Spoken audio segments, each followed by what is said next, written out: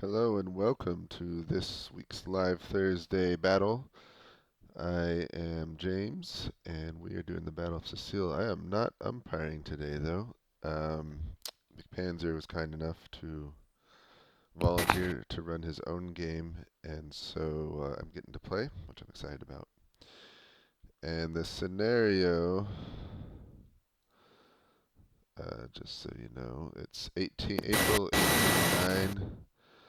The Austrian army, which is what I'm in, has invaded northeast Italy and is moving to attack the French army of Italy. Um, and so you may not be familiar with this area. This is somewhere. This is like northeast of Venice, but basically, you can see how our army is deployed. So we got different divisions, or those corps, um, different corps spread across the countryside. Our two main forces are here, and our main objective is to basically establish a crossing across this river, uh, whose name I forget at the moment. It is the river.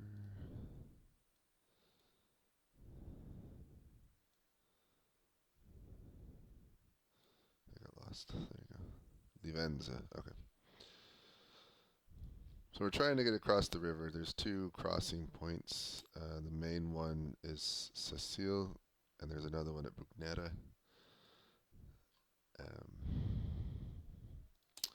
So what we're doing is the forces we could deploy forward, we deployed in the south.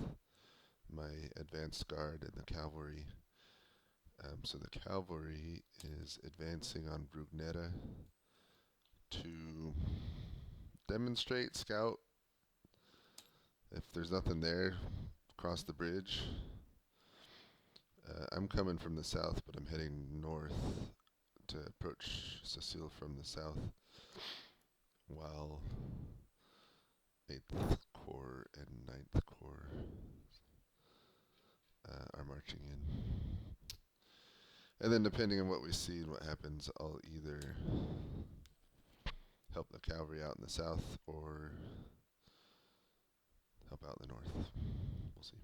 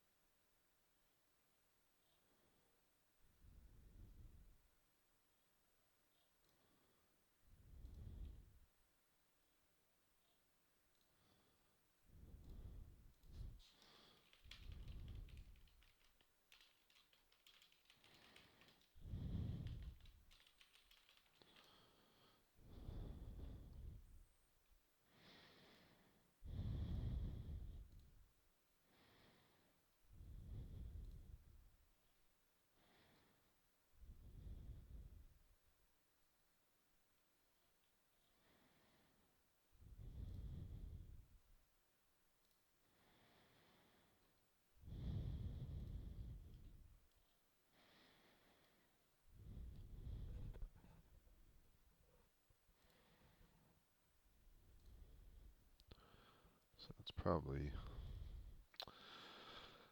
even more boring to watch these recordings when it's a player, because as an umpire, there's almost always something going on. I'm either processing a turn or giving orders or giving updates or getting orders.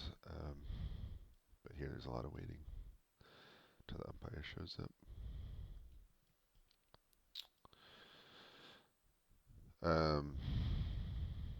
We'll see what the first turn gives us. We were told, let me share the info we were told. We know a French force of multiple divisions is encamped on the east side of the Lavenza last night. And we've also seen campfires to the west.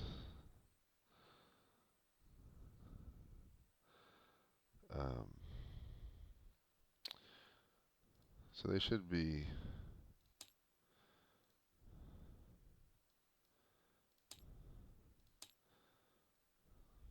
I don't know where they'll be deployed. We should find them some kind of position around Sacile.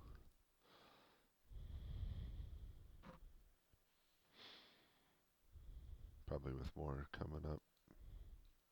The question is, what are they sending to Brugnera, and where is it?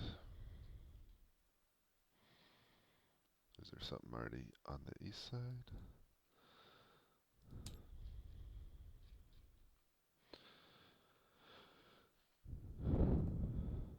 We have 5 umpires,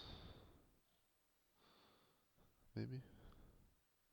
It's actually a pretty large game, so that we have 5 on the Austrian side, and 1, 2, 3, 4, 5, 6, 7 on the French side,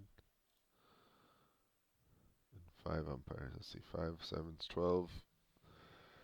Divided by 5 is 2.5. It's a pretty good ratio. If you count Key, I don't know if he's umpiring. He's in the umpire channel.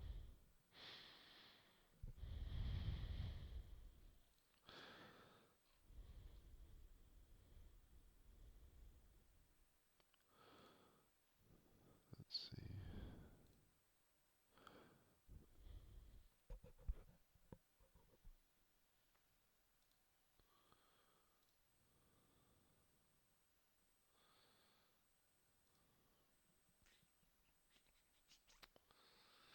I got games I could be resolving, but it's hard to.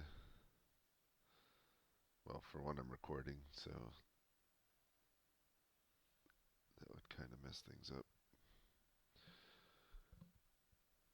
Maybe I shouldn't record, and then I could probably resolve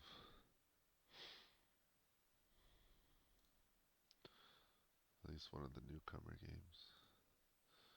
Actually, I don't think they have any deadlines today. No. They got War of the Ring to resolve and War of the Fourth Coalition.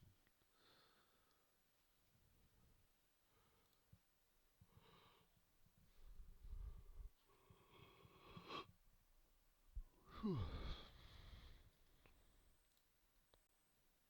Do we want to? Yeah, whoever had Syrah, would you mind? I accidentally clicked on the umpire channel. Oopsies.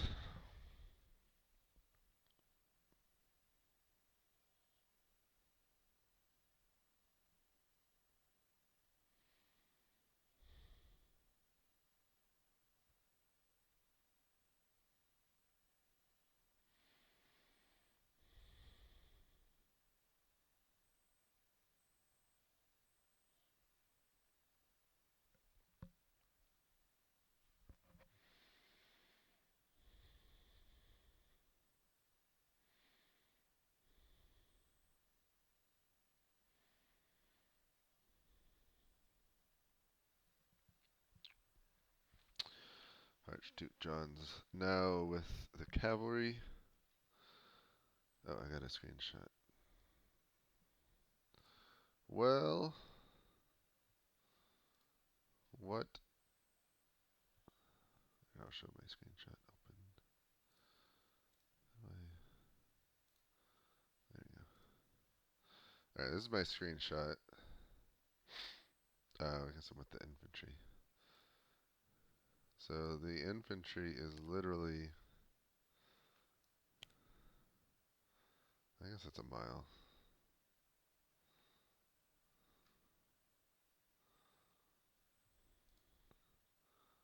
This map is deceptively. So we got Grenzers.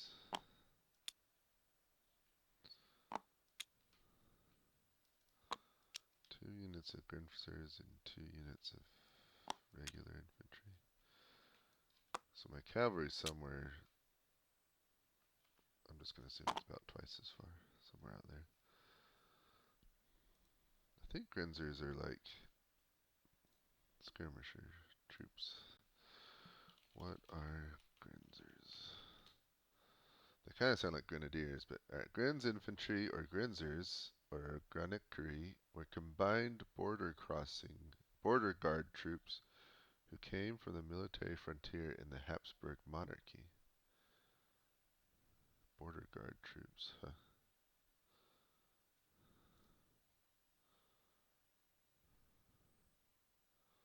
They were originally raised to defend the borderlands. They can include light cavalry, light infantry, and line infantry. So they're not necessarily light infantry. Maybe they are in these rules, but they're smaller anyway. So I'm going to presume if I'm that far, they're probably just outside Brugnetta as well. I wonder if I oh, hi. Johann Frimont, you begin marching your way, forming in column along the road, making it along your predetermined route. The hussars making their way quite far ahead, almost to about the halfway point between where you started and Sacile. Currently, they report not spotting anything aside from a rather large column of smoke directly north of them, marching on Fontana Freda. Otherwise, nothing new under the sun. Smoke columns to the north of them? Yep. Like Sacile north or more east than that? More east than that. Oh, okay. Alright, really no change of orders for me. We'll just keep going. Understood. Thank you. Okay. I don't know if that's dispatch worthy. What would the columns of smoke be?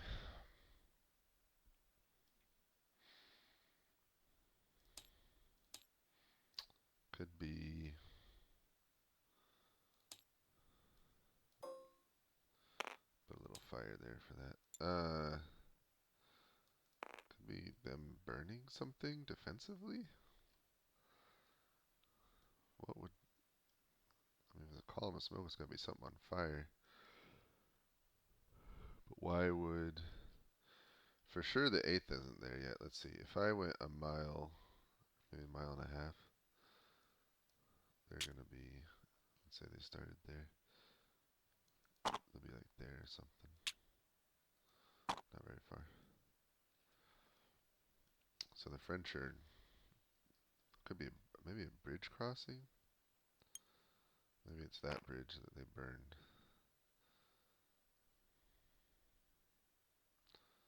That's as good a guess as any.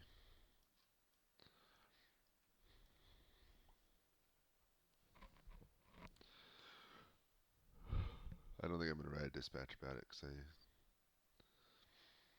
doesn't really tell us anything useful anyway. It'll all be speculation and there's nothing to do with it.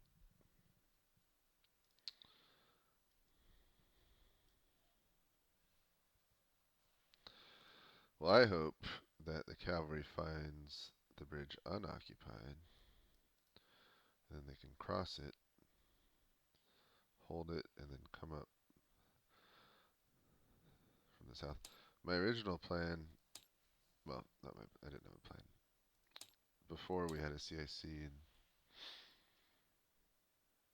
and I just gave my 2 cents. One of my, I mean, with only 2 bridge crossings, there's only so many things you can do. But one of my ideas was to do like a very small demonstration against Sacile, and then send the whole army to Brugnetta. So then, rather than having these guys march along the main road here, they'd march along these roads, which the roads aren't as good. But they'd come this way, and then we would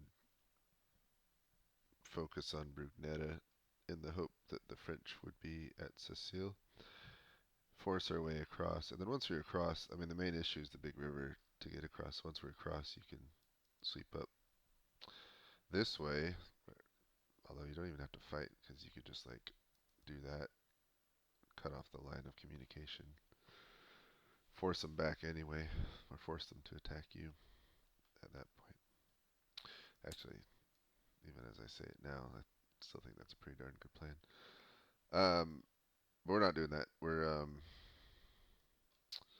the main brunt of our force is against Sacile, which I think is historical. I actually didn't look up this battle. Sometimes I do, but this one I just wanted to not be influenced by the historical meta. But I think, so I guess I don't know what historically happened really. I think it's called the Battle of Sicile because I think there's just a big fight here. I don't know who won, French or the Austrians historically. And I don't know if the Austrians sent something south like we're doing either. But we're sending our most mobile force, so if it's well defended here anyway,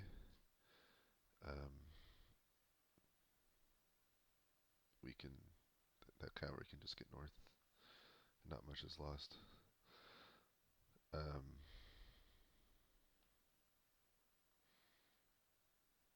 think we could have marched through the south here. It's got these look like nasty little valleys, but they're really not that bad. If you look at the terrain map,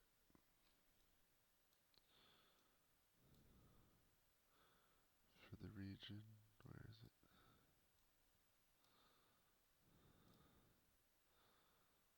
Like it's over, I don't know, maybe they flattened it out since then, but like you don't see anything at all like that here. I think it's over exaggerated how much that valley area is. You can see the Alps to the north.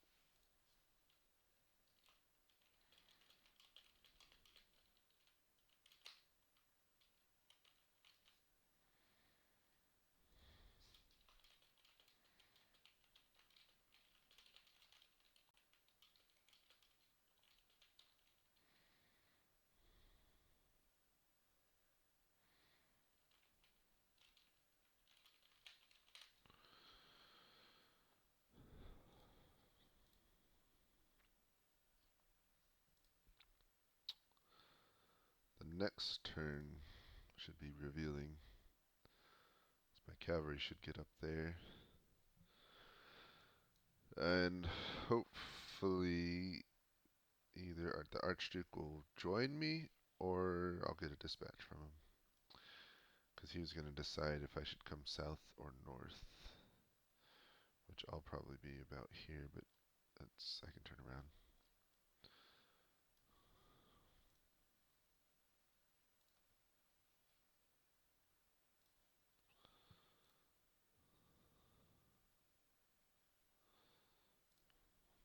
Map's a little bit blurry when you go in.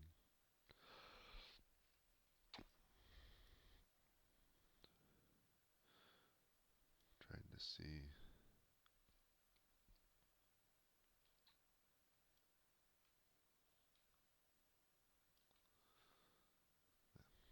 Looks fine when you're at like about that level. It looks fine. When you really zoom in like that, it's all blurry.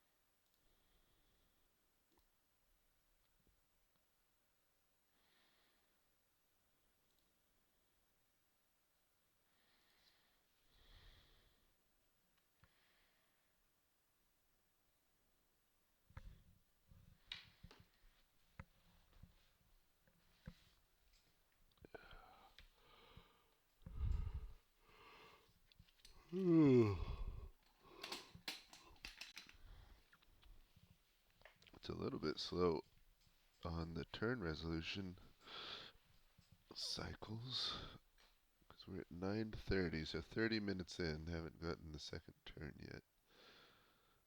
But I think so. McPanzer's umpired a lot. Umpire Kaiser has a fair bit in Slock. I think he is brand new as an umpire. And Jeb has umpired. I think he's umpired for live games too. So most of them are somewhat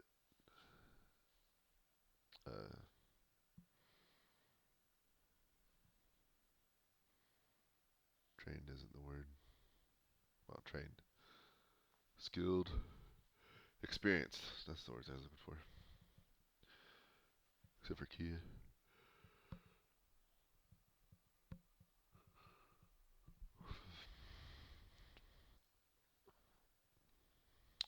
Part of it depends. It's not always just the umpire. Well, it's more the number of umpires than the caliber of umpire.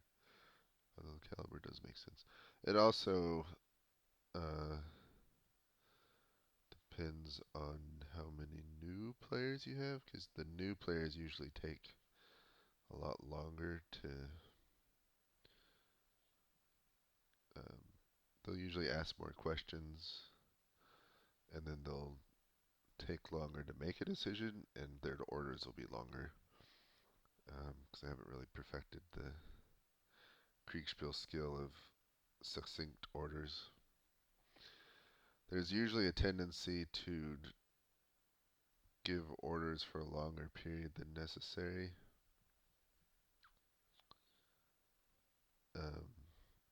We're doing 20-minute turns, so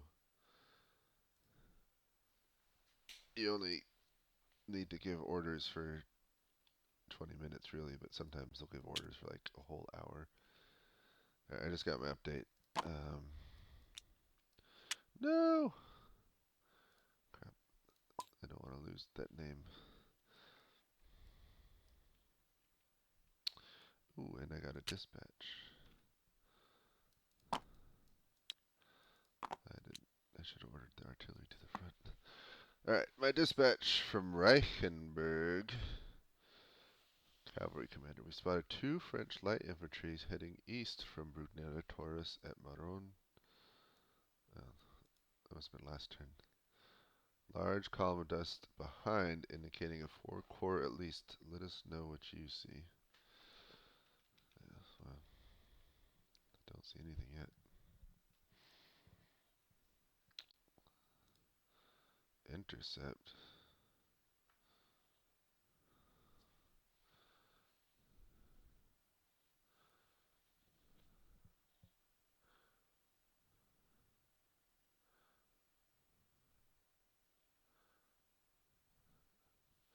Oh, that's exciting.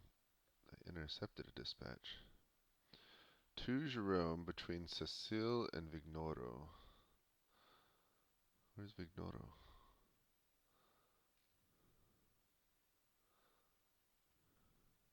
Oh. What?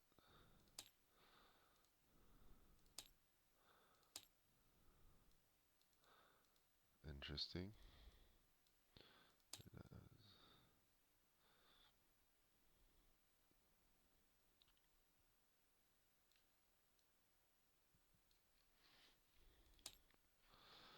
All right, what did it say? It said he's west of Maron. Oh, someone from the south of me. I cut them off. Nice. Have encountered 4 squadrons of Austrian hussars marching through Maron. Am deploying to give them a bloody nose and see what if anything is behind them. Will not be able to immediately make rendezvous. Will defend the crossing at Brunetta. Will send future messages. Well, that's worth sending.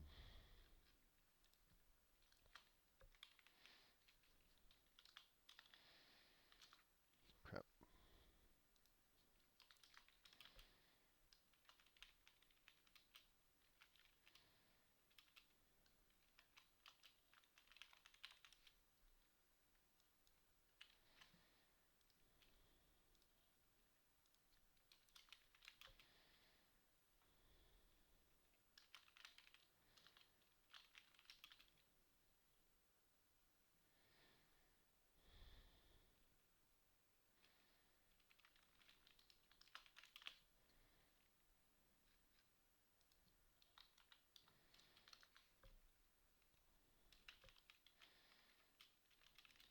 Johann Frimont, you have made your way quite deep, honestly, without any interruption. Your hussars can almost see Sacile, and they report absolutely no enemies in sight, though the dust clouds continue to march off into the further east, once again continuing onward towards Fontanafredda. However, from the south, your hussars on their way, as they're marching westward, actually intercept a courier from the south from a General Courrier from west of Marin, which is interesting. Nice. Um, So they said that my hussars said they don't see any French in Sacile. Not as of now. They can't see like they can only see about like half the city right now. They'd have to wait until next turn to see the full extent of it. Well, shoot.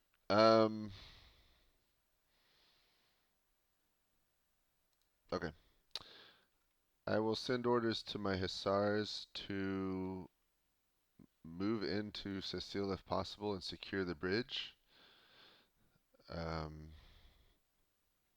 I will ride forward to join them with the infantry trailing behind, and I'll leave the. I'm writing a dispatch right now to send. Excellent. Sounds good. Thank you.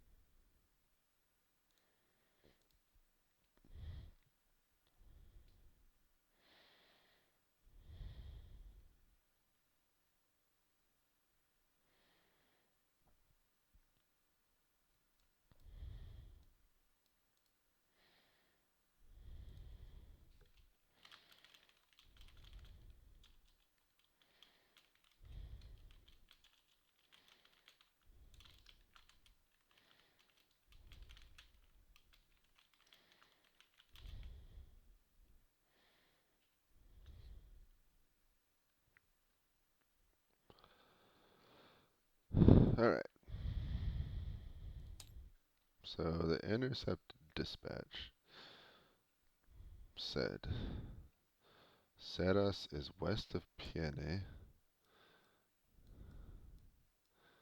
somewhere, and Jerome is between Sacile and Vignoro.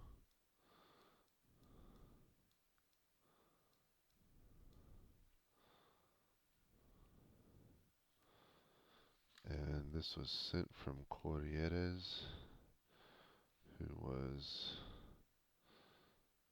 west of Marone. So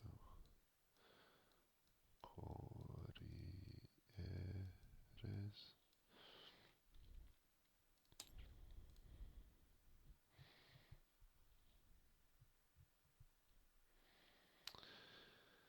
So he says he encountered 4 squadrons and he can't rendezvous. But if he was in Marone, where was he going to rendezvous? With those two? That doesn't make sense. It makes me think it might be false. Like, I don't know what they're gaining from it. Because if it's false, they want us to think the French are there when they're not. I guess I'm not sure why. Yeah,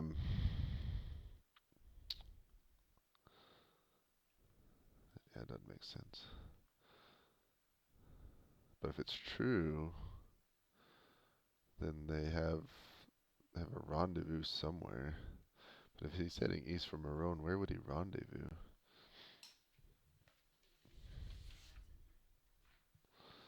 Anyway,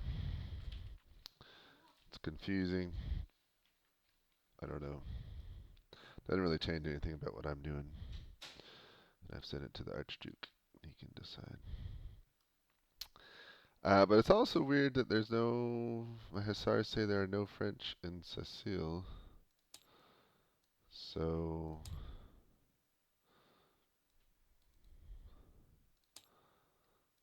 So I've ordered them to hold the bridge if they can. And my own line, let's see. Let's guess how far we're going to go. I'm going a little bit more than a mile each time. And I'm going ahead. Of course, it's risky to split that gap, but hopefully I catch up to my cavalry next turn. So I got to see for myself.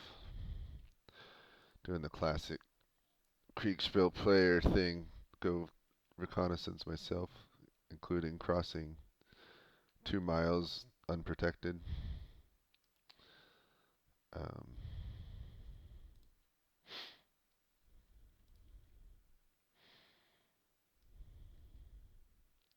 But I didn't get orders. Let's see. So what did Reichenberg said? Spotted 2 French light infantry units heading east. They wrote easting east. That's funny. Heading east from Brugnetta towards us at Meron. Large columns of dust behind, indicating full corps at least.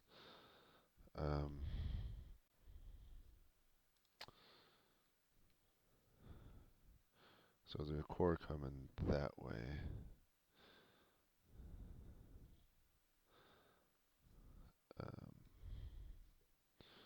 Which usually, if the umpire says the smoke indicates a corps,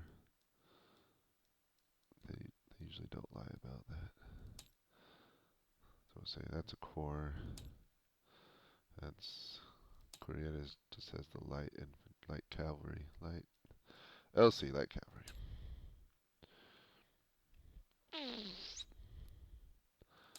Take this off. That's meaningless.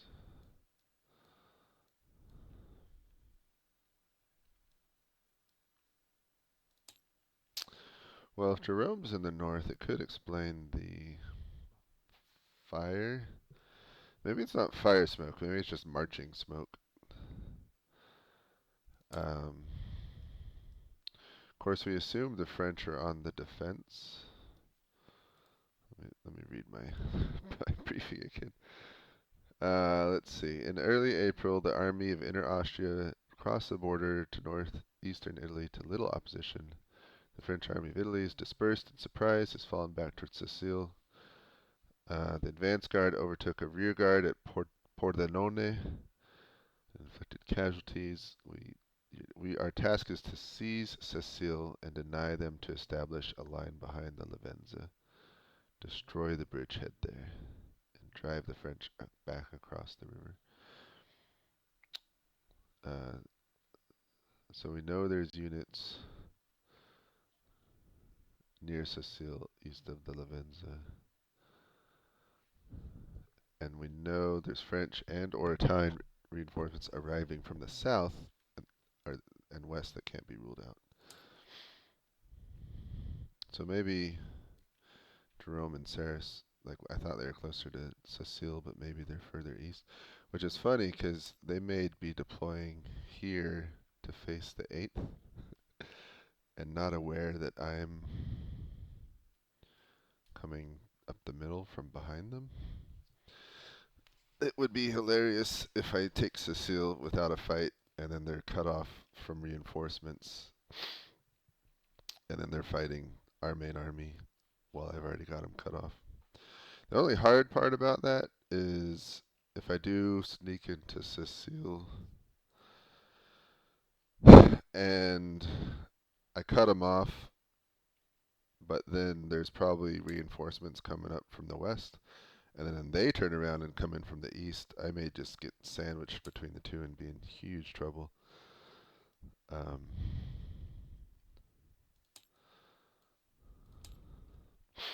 So that's a risk. But if Sacile's open, I'm going to take it. If I have to, I can abandon it. But I'd like to try and take it and hold it since that's our objective.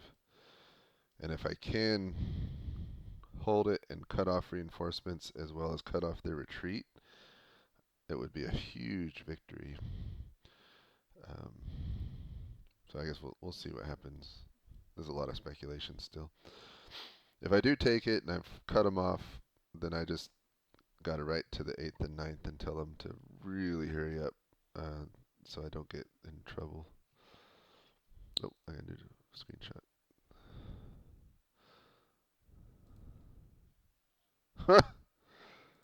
Well, that's funny. Let me show my screenshot. So I reached my cavalry and I have achieved the objective. I control Sacile. Where are the French? Oh, that's funny. Okay.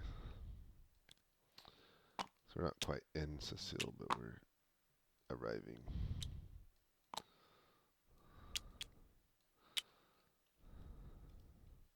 And I got a dispatch. This is from Reichenberg. I've spotted 4 units of French infantry, no cavalry or artillery support. Let me know what you see in your sector, blasting them with artillery. So he wrote that before he got my dispatch. But I'm going to write another one.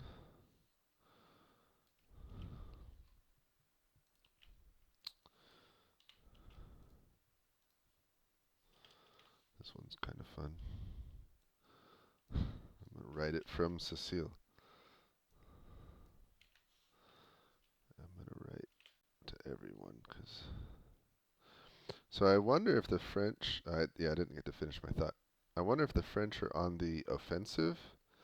And this is metagaming a little bit, but they have more players than us. And usually when they have more players, it's because they have a larger army. So it'd be weird that we're on the offensive, but we have the smaller army. I mean, it's known to happen, but so Johann Frimont, you have made your way all the way to Sacile with your cavalry, and while your hussar squadrons, some of the forward scouts have reported running down and cutting down a few stragglers of an infantry column heading east, a French infantry column heading eastwards to Fontainefreda. Otherwise, there is nothing here.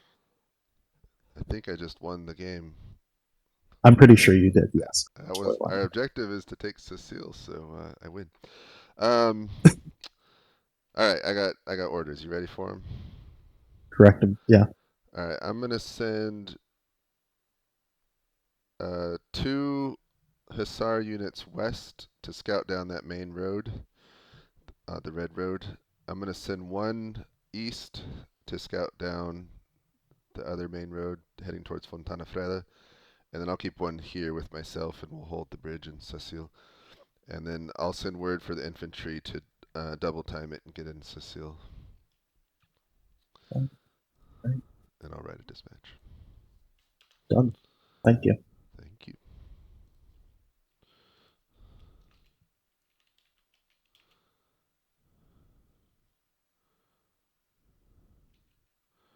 Reichenberg, Gavassini.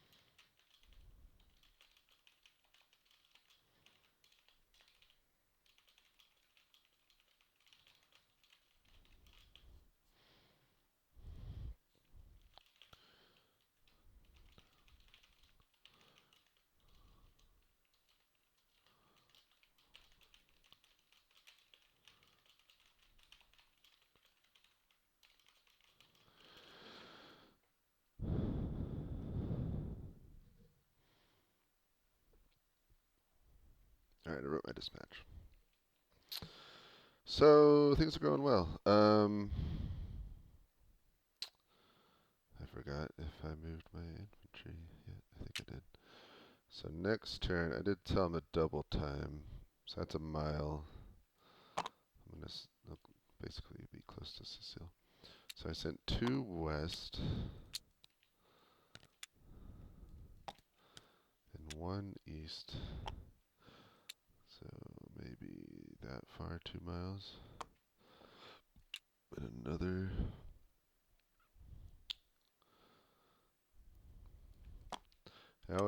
I debated not sending the 1 east because I didn't want the French to know there's Austrian forces behind them.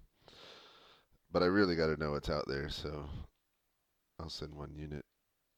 Hopefully they don't realize it's part of the entire advanced guard.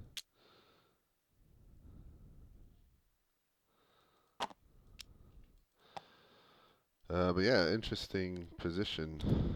So I've achieved the objective. I think I don't know if that's, who knows what was supposed to happen, but the French maybe deployed too far east, or didn't think that we would approach from the south like that.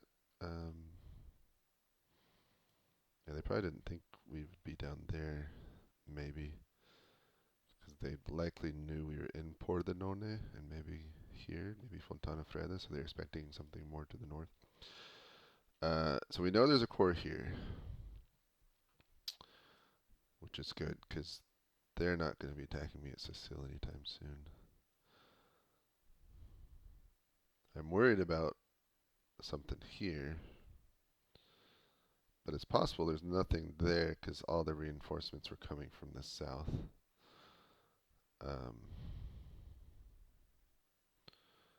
But there might be two core here. I don't know, there's a lot of speculation. They may have, if they have three core, they might have one there, and one here. In which case, our two core should be a match for them, I would hope. Plus with me in their rear. But I wrote, in my dispatch, I basically shared everything I knew. Told them I'm holding Sacile and will intend to hold it. And then told them to be very bold. One, to tie them up so they can't turn around. And two, so that they do turn around,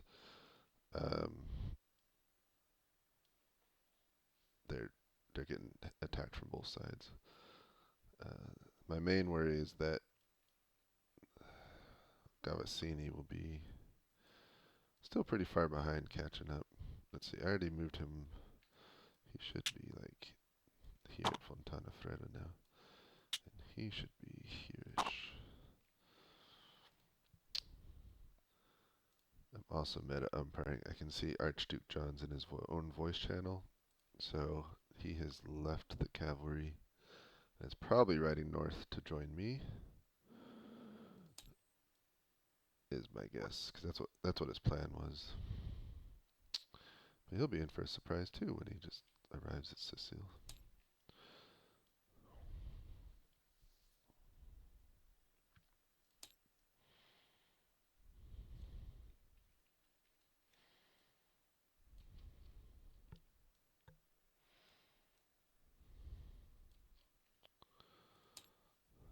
It'd be fun if I could intercept another dispatch.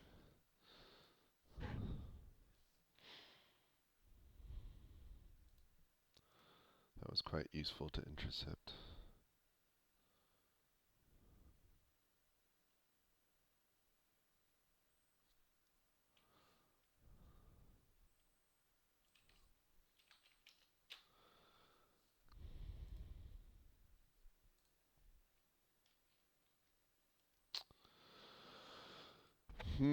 Interesting turn of events, interesting game.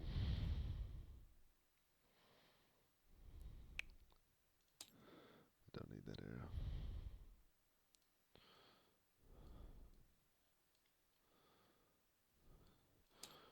So the cavalry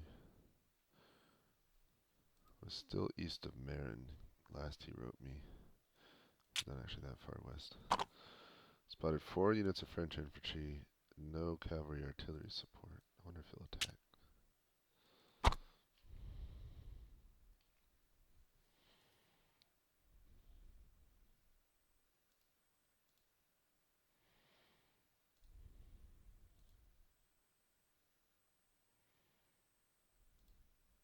You're good. Give him one more. Oops.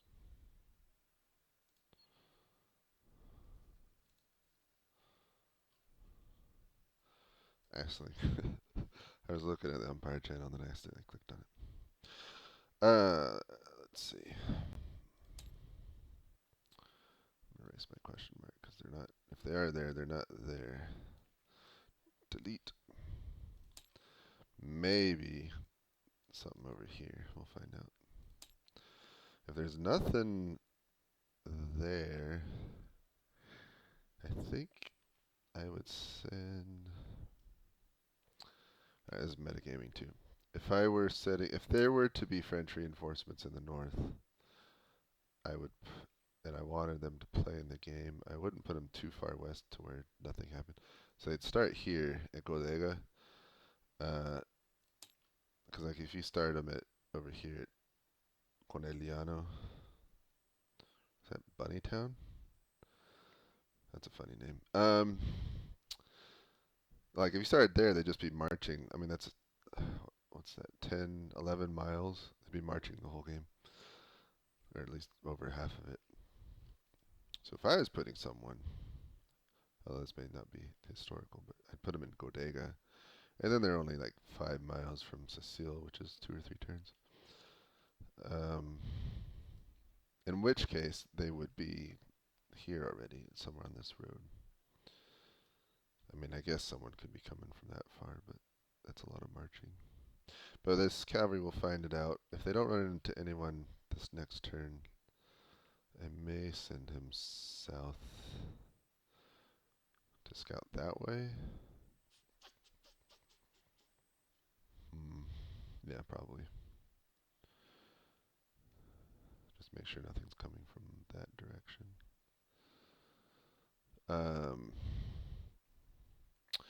But if the Austrians are coming, I may have to recall them just to help fight. Because if like oh, this is my army. Well, if there's a French corps that's the equivalent to this, that's like 3 times my strength. Hey, Archduke John. It's a pretty credible report you're giving. There's nothing in Sacile. We're in Sacile right now. Oh, I haven't gotten my my screenshot yet. We sit upon the what is it, Lord of the Rings? I just got. There's nothing here. No, we won! Yay! Okay, I mean, but now I'm wondering what they meant by the rendezvous, because he was heading to like the southeast, right? Yeah, I don't. That was a weird dispatch. So here's what I suspect. I've been speculating for a while. So his dispatch mentioned Jerome near Vigonoro and Ceres near Piene. Mhm. And then he's got a corps coming behind him, or you saw a corps somewhere near Pugnera. Mhm. So I think. Oh, that's the guy who sent the intercepted message. It's the guy we were fighting down there. Yeah, right. Yeah. So I think there's 2 French corps northeast of us, and they just deployed really far northeast without leaving anything to defend Sacile, or the route that I just took.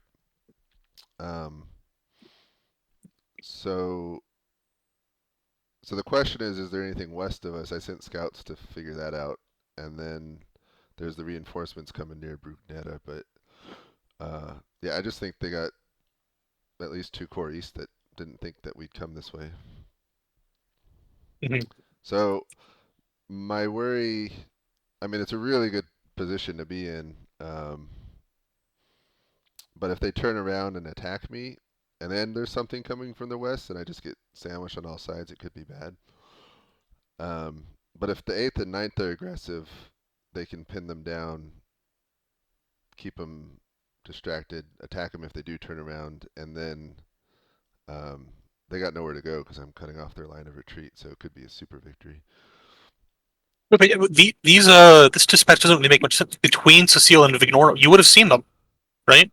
Like, well, I've seen smoke. Oh, here's Kaiser. Hello. hello. So to the 2 squadrons you dispatched west report that they see nothing. They've gone as far as Frata and haven't seen really anything on that entire route yet. While to the east, your cavalry can kind of see the tail of a column currently marching through Viganoro, and also you 2 can collectively hear a grand cannonade to the east over in Fontana Freda. Of clearly several artillery batteries engaged in some form of artillery duel or another. Okay. Right, what I'm Your thinking, James, infantry is just to the southeast, a little bit out of screenshot distance.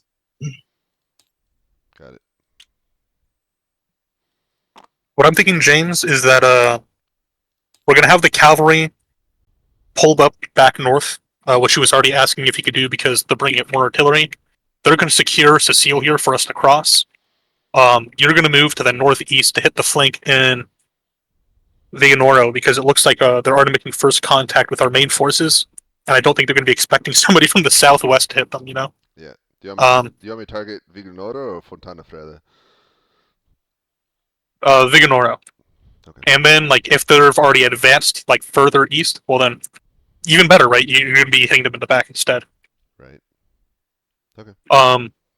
Does that sound good to you? Yeah. Do you want me to start going that way or wait till the cavalry are heading here? Oh, yeah, make it as much haste as possible. Like, if we can hit an isolated corps that's, like, fighting our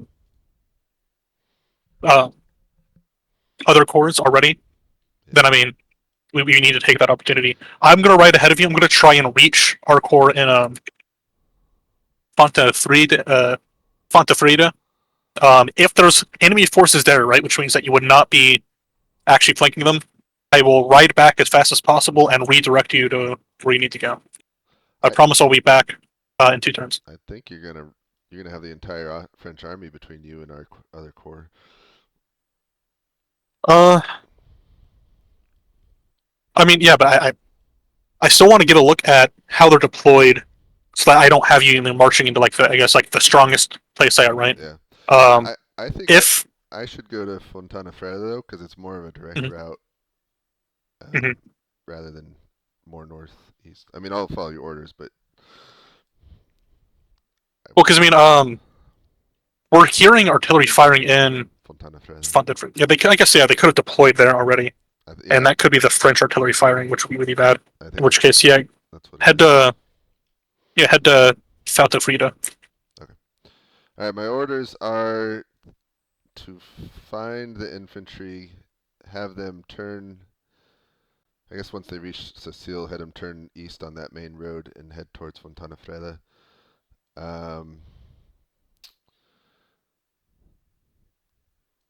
Recall one of the hussars from the west to join back with me, and have the other one continue scouting to the west, and the one that I sent east is to keep scouting to the east. Actually, I don't want to let them know that we're coming. I don't want to call that one back to the hussar I sent east.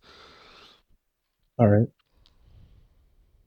Yeah. So infantry advancing and then turning east along the main road once Sacile. We're calling one from the hussar to the east, one of the hussars to the west. Okay. That works. Archduke Jean, any orders for you? I'm gonna head back down to meet with. Oh man, okay. I want to scout ahead, but I also need to go tell Reichenberg what's going on. All right, James. I'm gonna leave it up to your best judgment on where to attack and how. Yep. The important thing is to flank and let our corps break through and reorganize.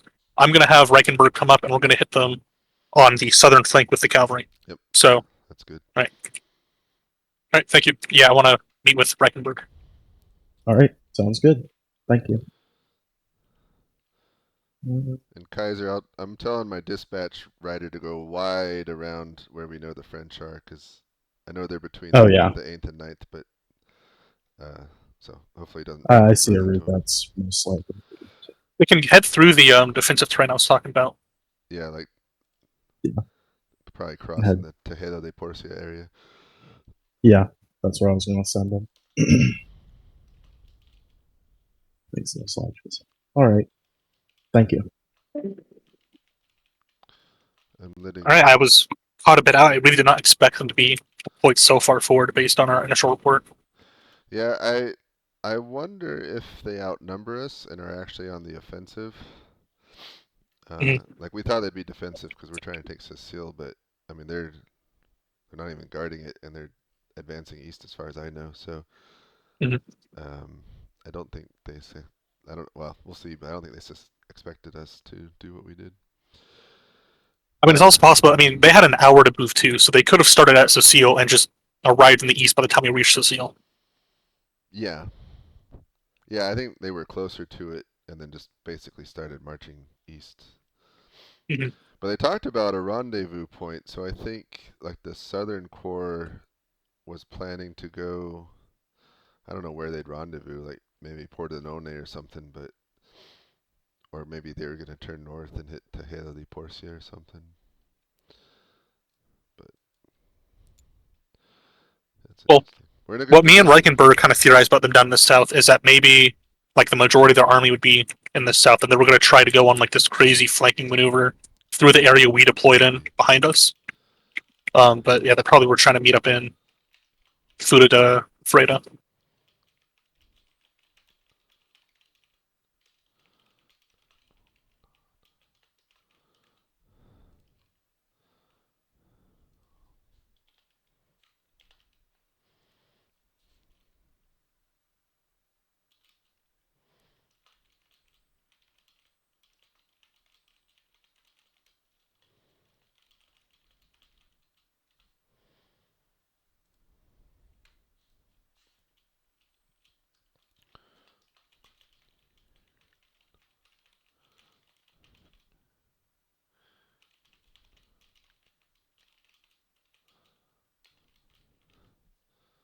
Let's see, it's probably going to take me 3 turns to get there. And 0900.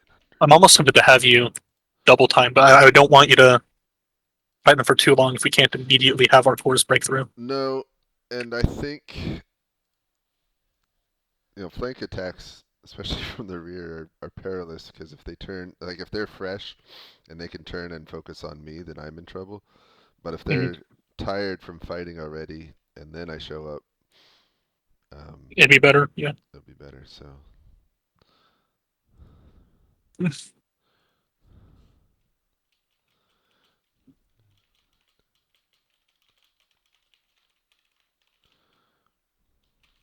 We have to move quickly, but I think we're not too bad of in the spot at the moment. no, we're in a great spot. We've got them surrounded and cut off. Well, it depends on how much damage they do in the initial. Because like if they open up with a salvo and break 3 or 4 infantry immediately, and then keep weighing into the 8th Corps while they're trying to deploy, win them we might be in a tough spot. But That's true. Yeah, we have no clue what size they are, but if 8th Corps can, if 8th Corps survive. pins them and the 9th Corps comes up, and then I come from behind, like they could be quite a pickle. Mhm.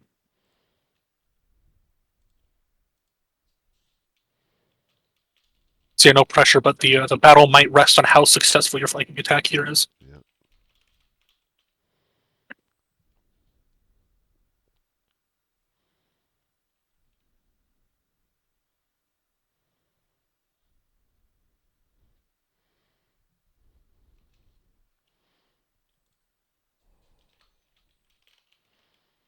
I may, well, depending what I see, I may deploy artillery and bombard them from behind. Mhm. Depends how thin their lines are and how prepared they are. Like I might send in the hussars immediately to attack and charge, but I may just bombard them from behind and force them to turn around and attack me, Mhm. which will take them a little bit longer and buy time for cavalry to get north. I don't know. I'll see when I get there.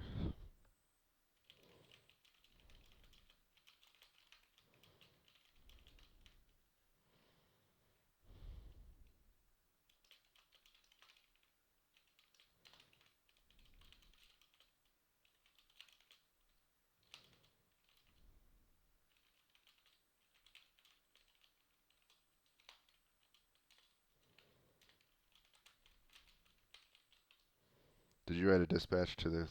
Oh, he's gone.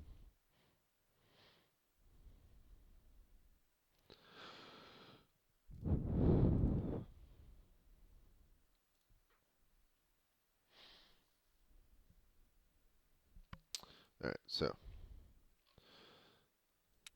pretty sure it's nothing that way, but just doing extra scouting to be sure. Recalled this guy. Recalled this guy. And these guys. Well, poop. My infantry's just barely arriving at Sacile.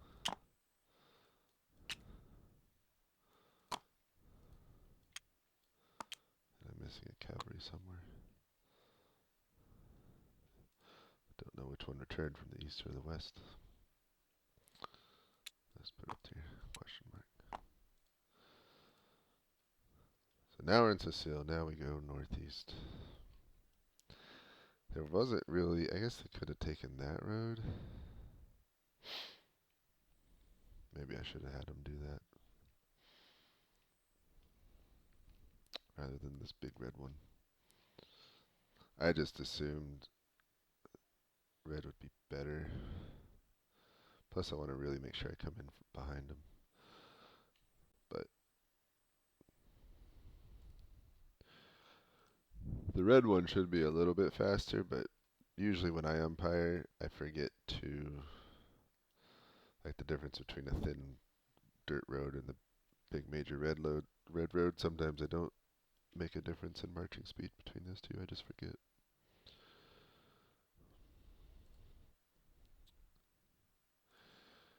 But we're in a super strong position. I think we completely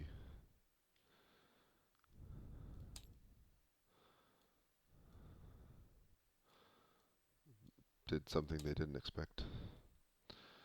I wonder who their CIC is. I don't know.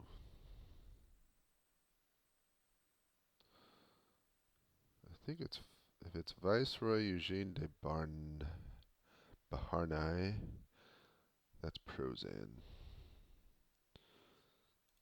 He's pretty good.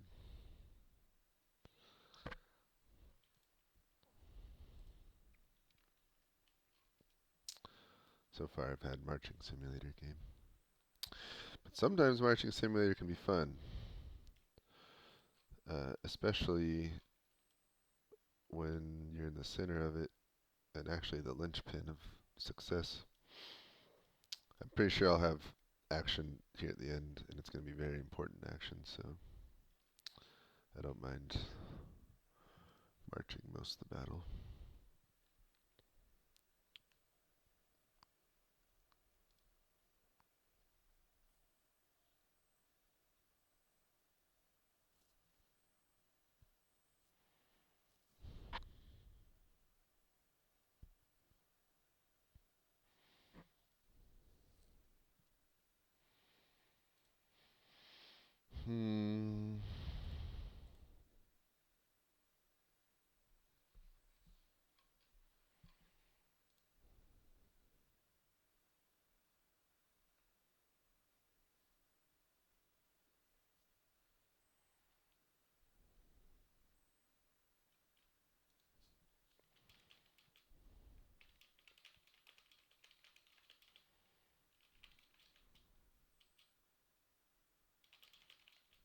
Johann, you recall your hussars and your infantry is now marching up the road and into Sacile.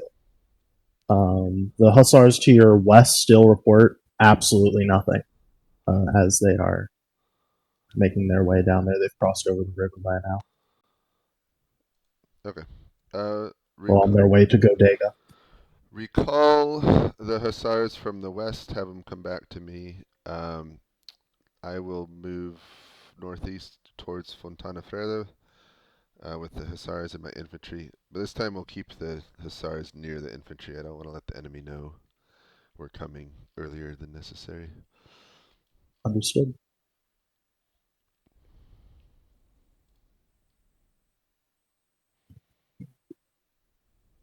All right. Thank you.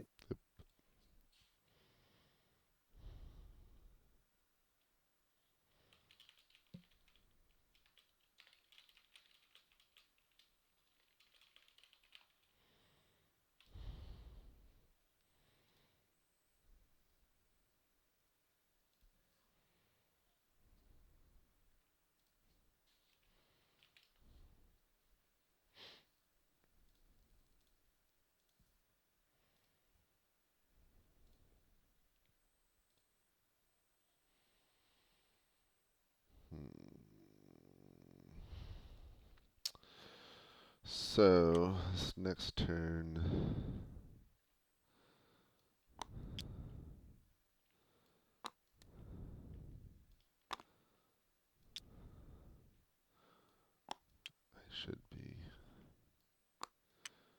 Continuing my march.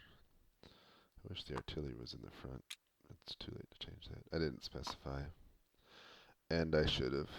Let's see. So far I've marched 6 miles. As the crow flies, probably slightly more.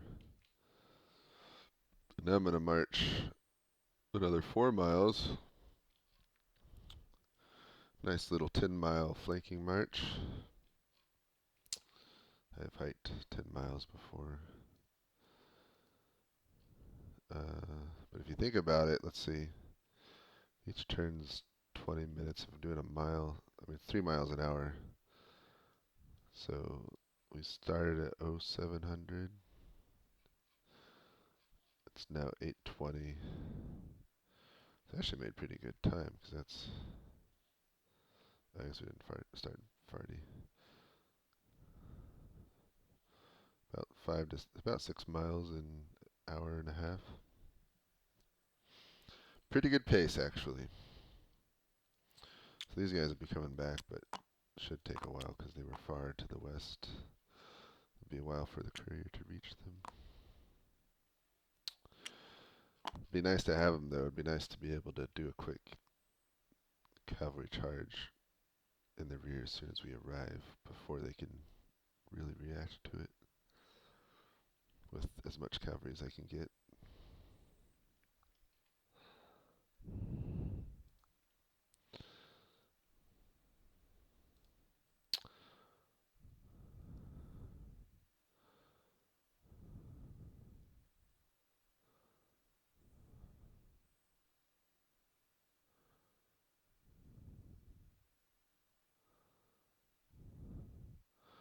So the intercepted dispatch mentioned a Jerome, but I don't even see a Jerome on the French player list to Jerome.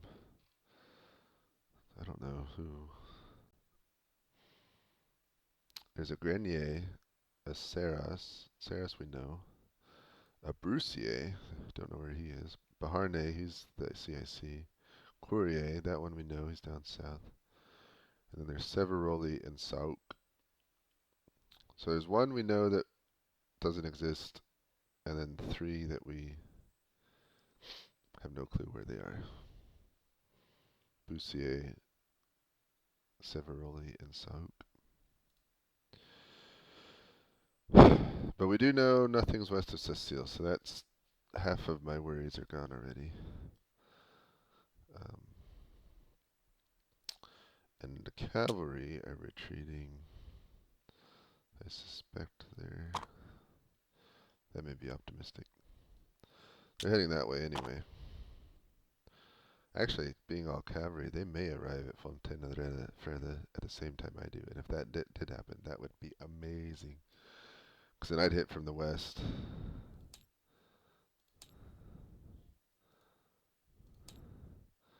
I basically attack this way. And if he can arrive and attack this way, while the 8th and 9th are attacking from that way, we could absolutely smash them and destroy them.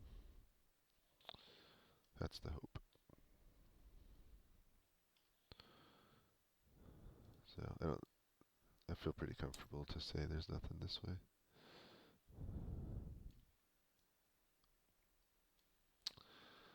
Now,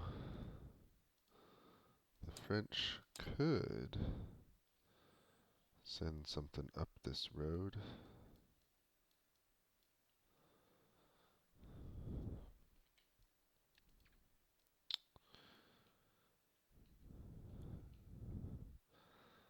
I may, when this cavalry gets back, I may have them just guard the southern border. Just to make sure we don't lose Sacile because of something like that. But if they cross here, they're going to be unopposed, so that they'll probably keep going this way. Or they may send a force this way. Lots of question marks. Good news is, though, if they're infantry based, which they should mostly be, they are not going to catch up to the north in time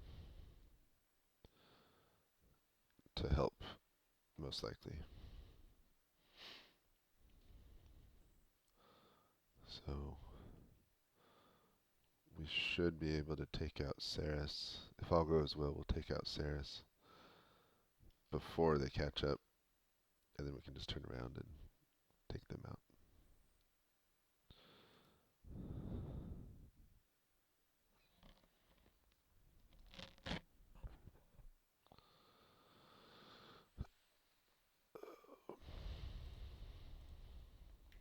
Oh, I just got my screenshot.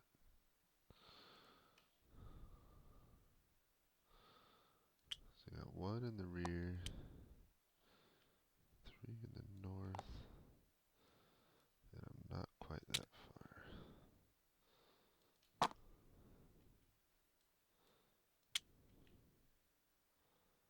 I feel like my units are smaller than him.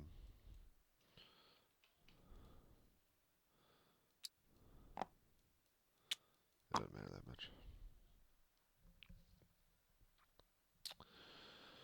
Oh, do I leave a Hussar unit to guard Sacile? Or do I take it with me to help out at Fontana Freda?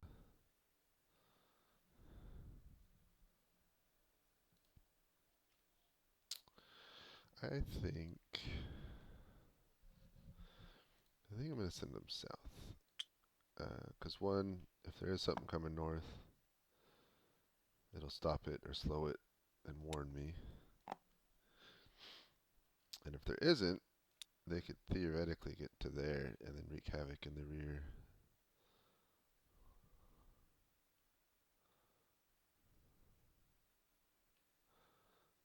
Of that other corps that's coming. So I think I'll do that. Even though it means I lose a fourth of my cavalry strength, I think it's worth it. Just to make sure we keep Sacile from that southern force.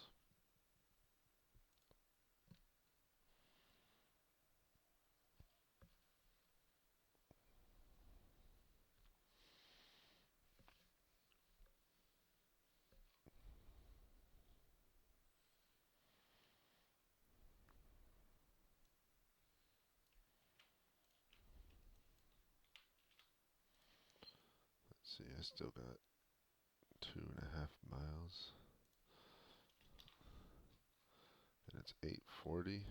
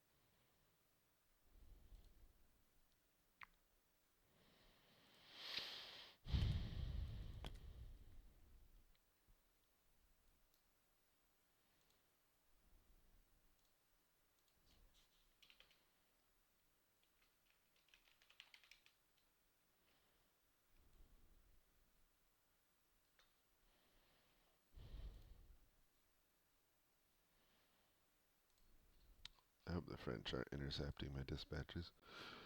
I would be sad if my surprise attack from the rear is spoiled.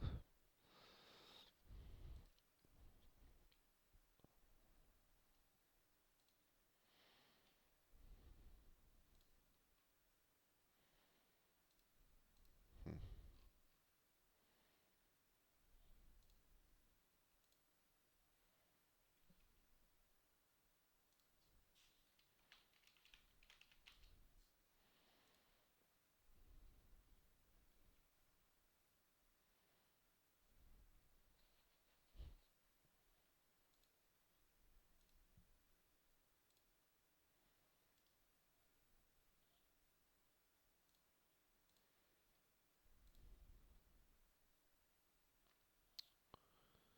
Just waiting for the umpire to come.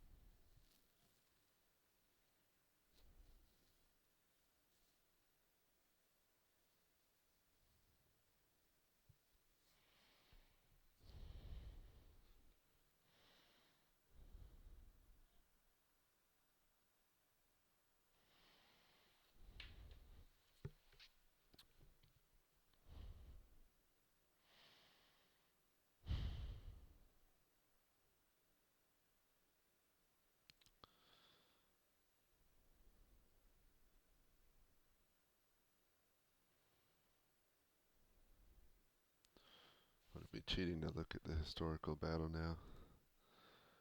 It's not going to change anything that I'm doing anyway.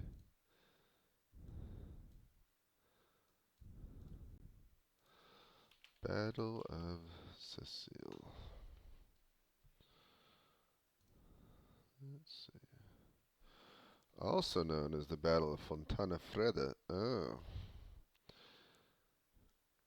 And the companion clash at Pordenone.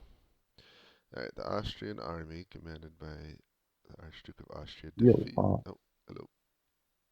hello. Your troop, you've recalled your hussars from the west. Again, they moved a little bit before beginning to pull back, and yeah, there's absolutely nothing there, they continue to say. Okay. And otherwise, you've tightened up your line and are currently marching in column towards Fontana Fida, where the artillery fire only continues to intensify from what you can hear. Excellent.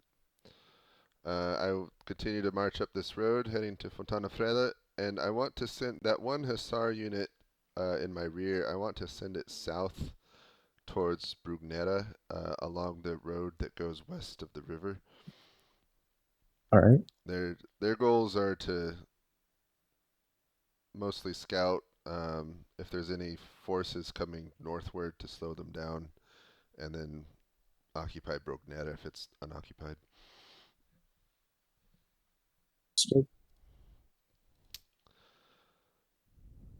Thank you. Yep. I got you. Yeah, I got you. Thank you.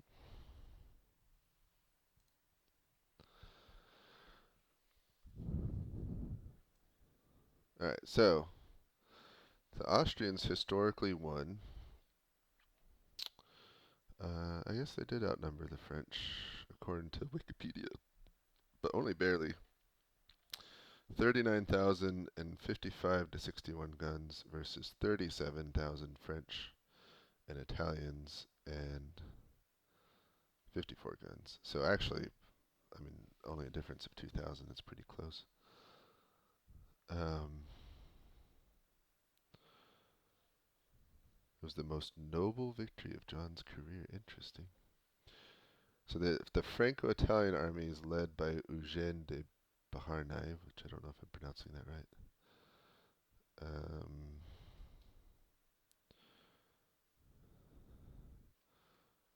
What's the battle?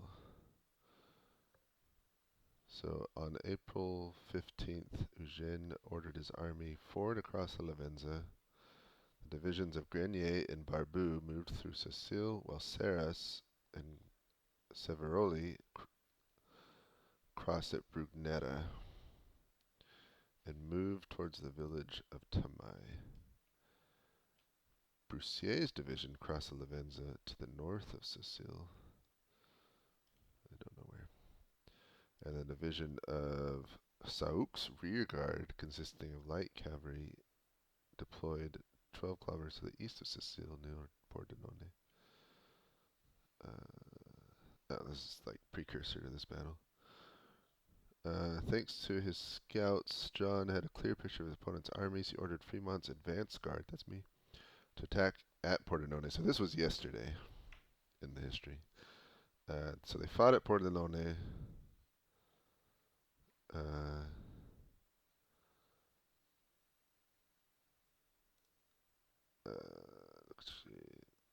So the French had pretty heavy losses there and withdrew. So Pordenone is way... No, it's this city here.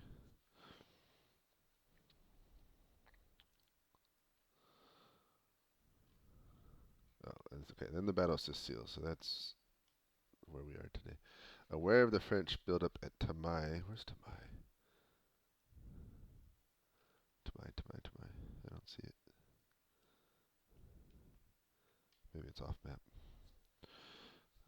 To the southeast of his positions, Archduke John posted Julia's Army Corps, the 8th Army, and Fremont Guard to defend Pordenone and Porcia. And then the 9th Corps, which arrived late, bivouacked west of Pordenone. His left flank held off the Franco-Italian attacks on Porcia. And then he planned to send Giulii to Roveredo and Piano, then southwest to Lunge. Where's Roveredo and Piano? Oh, there's Roveredo. In Piano, the plains of Roveredo. So he sent, historically, he sent 9th Corps here. And then southwest to Fontana Freda. Well, 8th Corps and the Guard were all at Fontana Freda. Unaware of the presence of 9th Corps, Eugene believed he faced only 20,000 Austrians. He boasted, "In one day I will take all of the territory I've abandoned at the moment." He knew the Austrian cavalry enjoyed a numerical superiority over his own horsemen. So it's possible, I mean, given what Eugene thought, or at the time historically, it's likely McPanzer equally told him his 39,000 Austrians outnumber, the 39,000 French outnumber the Austrians by 20,000, because he didn't know of another corps arrival, which would explain their aggression. And I think our deployment was like perfectly situated to slip through the two groups.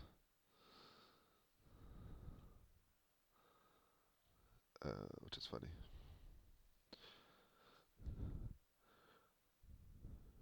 So Eugene, sorry, I'm reading Wikipedia again. Let's see, he appointed Sarras to command both his own and Severoli's division in the attack. Eugene ordered Barbu's division to cooperate in the assault, while Grenier pushed forward near Fontana Freda. Bussier held the left flank, with Sahouk's troops between him and Grenier. Covered by the artillery barrage, Sarras moved out at 9 with the two divisions. They quickly seized Pulse and began assaulting Porcia. So they're attacking there. Their own lines may actually not be that far.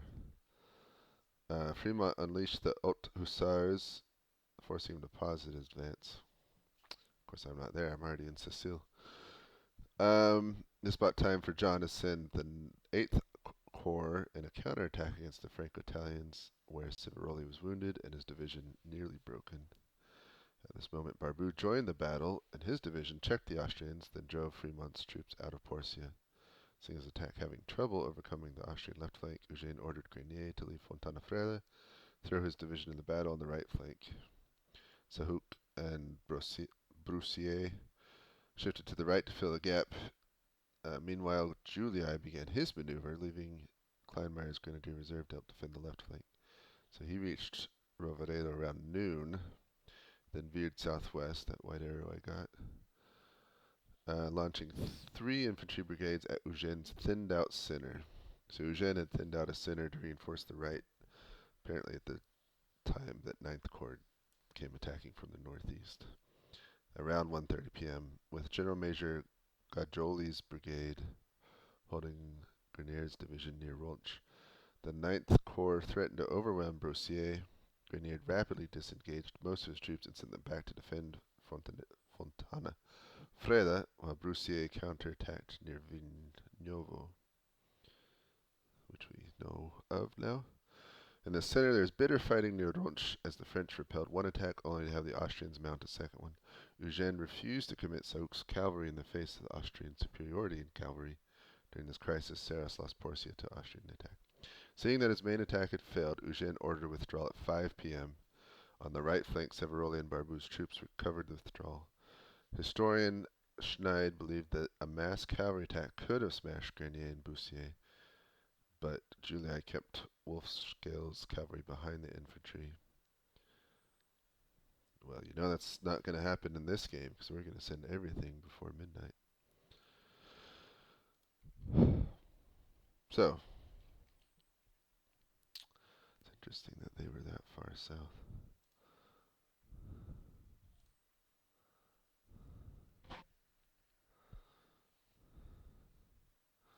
So historically, this is a very rough sketch of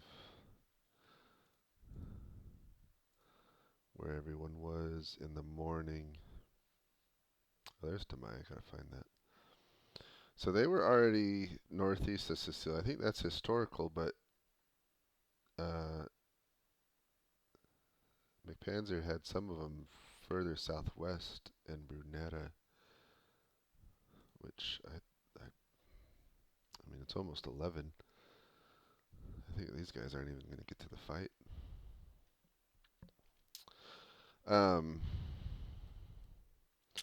They should be somewhere there. Let's make my prediction. If we're going a mile,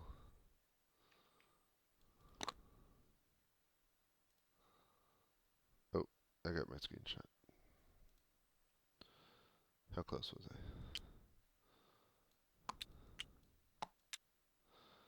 Ooh.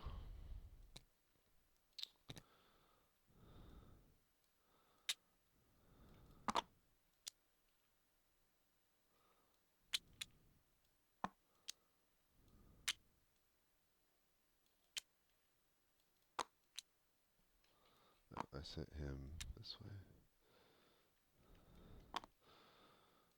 So I see 3. Oh, I got Hey, McPanzer. James. Hi. Hey, James. No, I'm afraid I have a Discord favor. I need to be able to see voice 7 on Team 1 side, Voice but 7. none of the umpires can see it, but we think Eugene is in there. No one's in there, but I'll add you to it. Thank you very much. Sorry about that.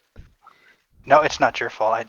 I can't count to 7. Yeah, but Alright. there's no one's in it right now, so. Alright, I'll figure it Eugene, out. he's just not anywhere. I don't see him. Oh, there he is. He's in voice Okay. 4. Can you see voice 4? I sure can. Thank you. Okay.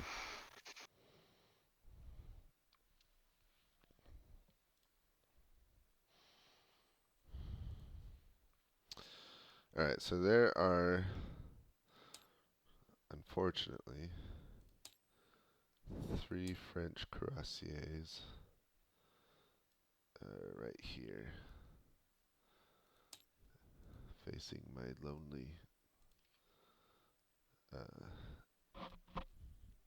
hussars.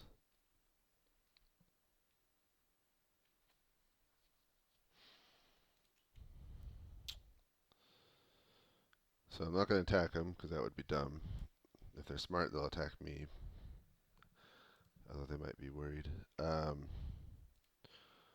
So I'm just going to deploy and bombard the cavalry with my artillery, and then invite Saras to come and join me, and then we'll fight them. Because my hussars versus their heavy cavalry is not a good matchup.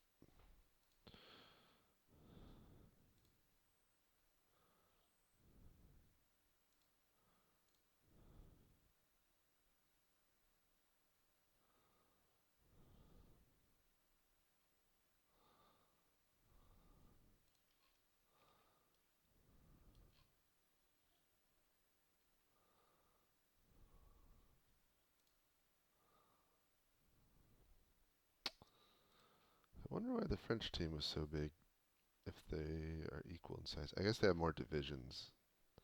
We have the larger corps, but they have their divisions. But if it's historical, then there are 4 up to the north. I don't know. I'm still worried about getting overwhelmed if they turn around and focus on me. Although really, if they... Johann Frimont, you have advanced and have encountered enemy cavalry on the road ahead. You see the I see that. bus trail of more infantry following up, probably about maybe half a mile behind. Meanwhile, your own men are following along, and your cavalry have formed into line just to ward off the foe. Yep. I would like my infantry to deploy into line here and make room for the artillery to get up front. Artillery is to unlimber in range of the enemy cavalry and start firing at them. The hussars are to screen this deployment until I am deployed, and if the cavalry make their charge, my hussars will defend and my infantry will go into squares if they have to.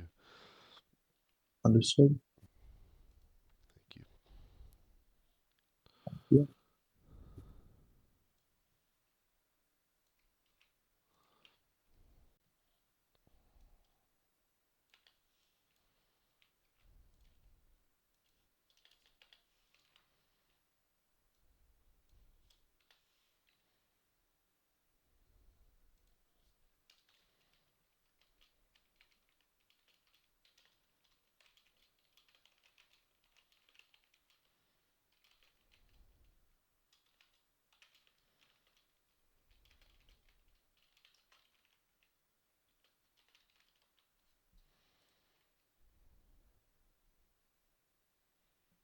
Let's see how far. Where is Fontana Verde exactly? I think that's it.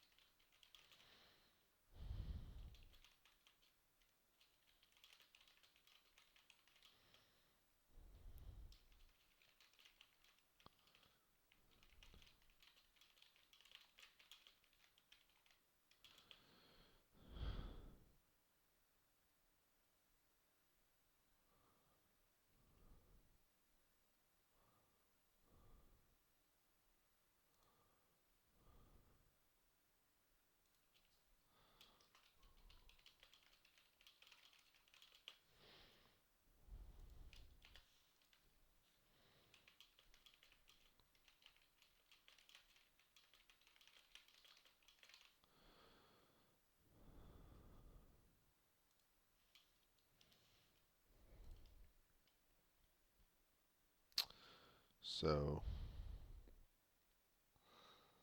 I hope they don't charge. I assume McPanzer's using my rules, but if they charge, there's a possibility, although small, because I'm fresh, but they could overrun my hussars and then just tear up my infantry and batteries as we're deploying. But I gave orders for hussars to essentially sacrifice themselves and buy time. So if they charge, they'd beat my hussars, but if my hussars should buy enough time for the infantry to deploy, or at least form square. And then hopefully get the guns up.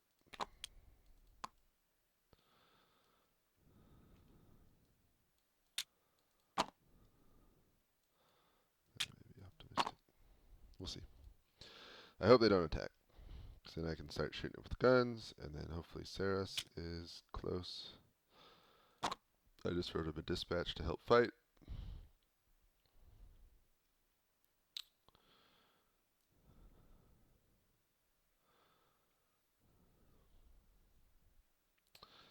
My Panzer actually calls things a little bit earlier than I do, because he's an hour later than I am.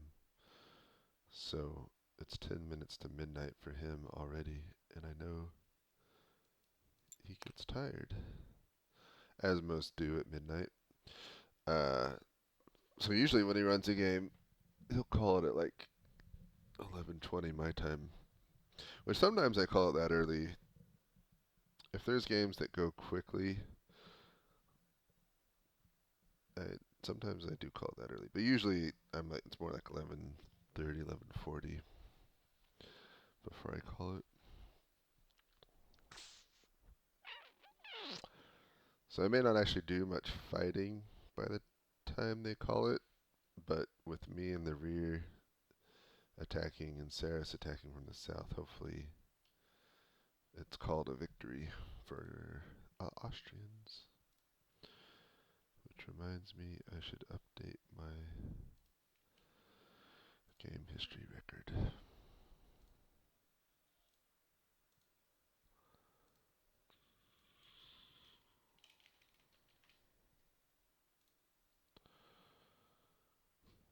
While I'm thinking about it.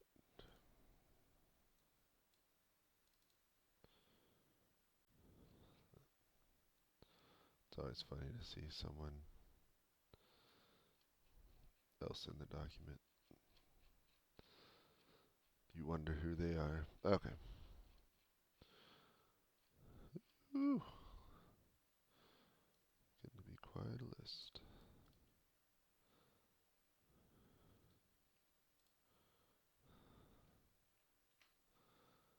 Let's see, have any ended? I left this one early. That one's still going. Actually, I need to give orders for that. That one died. Cancelled. That one's gotten slow, but still going. That one's probably dead.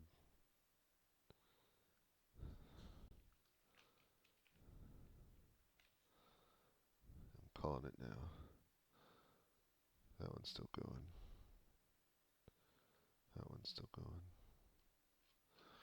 Very slowly. Okay.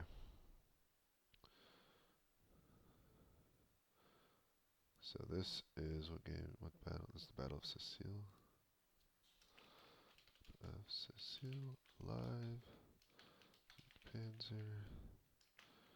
Austrian Army. Advanced Guard. Frimont. I'm calling it now. Victory. What else am I in? Virginia's Bloody Soil.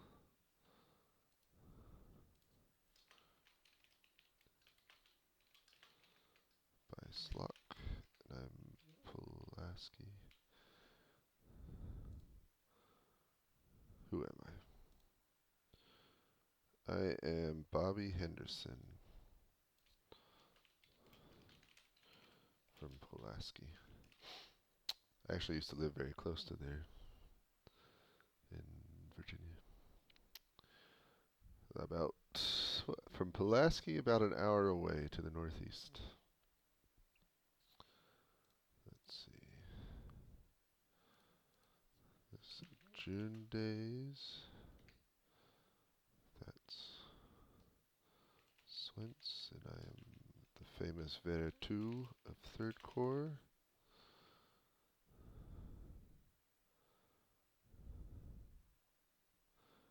Should have the Battle of Dush Wagram here. That's gotta be in here.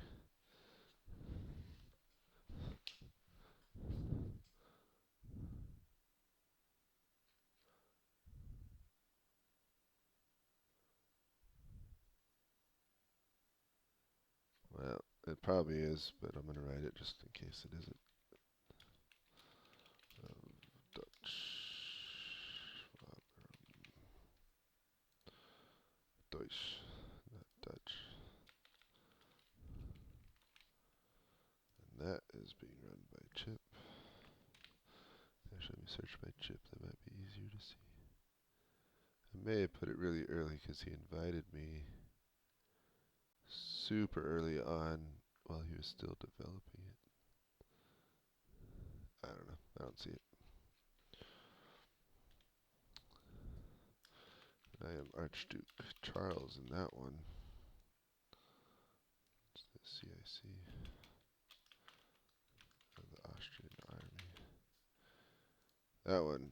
All right. Oh, hello. So you managed to shake out your men into formation. Your artillery being brought up from the rear of the column, and your hussars managed to ward off the enemy heavy cavalry while you're assembling their lines. Just as all is going well, though, you hear a report from the hussars you sent to the south west, or almost directly south on that western bank of that river going from Sacile, that the infantry column Archduke John and Reichenberg encountered is making its way back up to Sacile from the south. Okay. I All right. estimate they'll probably be there around maybe 10, maybe a little sooner. Okay. Ready for my orders? Yep. All right. So hussars are to fall behind the infantry line. I guess to the south of it. The artillery is to start bombarding the French cavalry. And then I'm going to send infantry unit number 52. They are to march back to Sacile and occupy it. And my hussars are ordered to, the ones I sent south, they are to hold the bridge. There's a bridge south. There's like a river going west that's south of Sacile, and there's a bridge crossing it on that road. Have them hold that bridge at all costs. Right.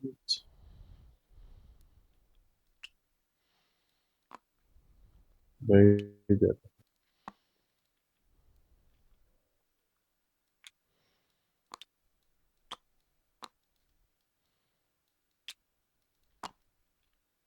Thank you. Thank you.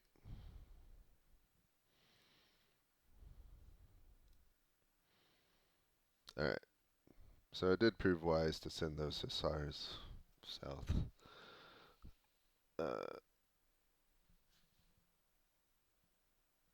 I should write a dispatch about that. So hopefully, of course, a lone regiment's not going to hold off a corps, but it'll buy time. And yeah, that's good news. Okay, I gotta write. Who do I write to? I guess Archduke John.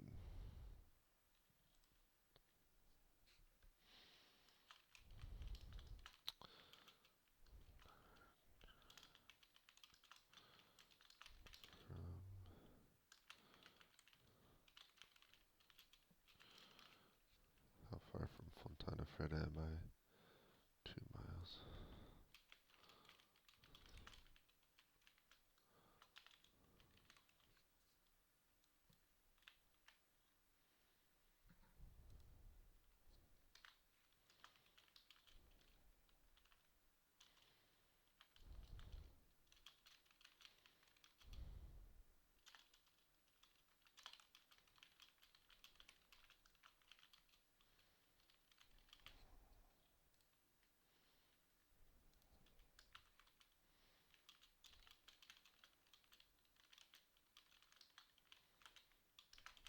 Is it the Laverna River?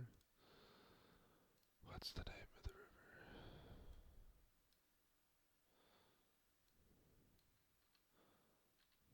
river? Livenza. Not Laverna. Livenza.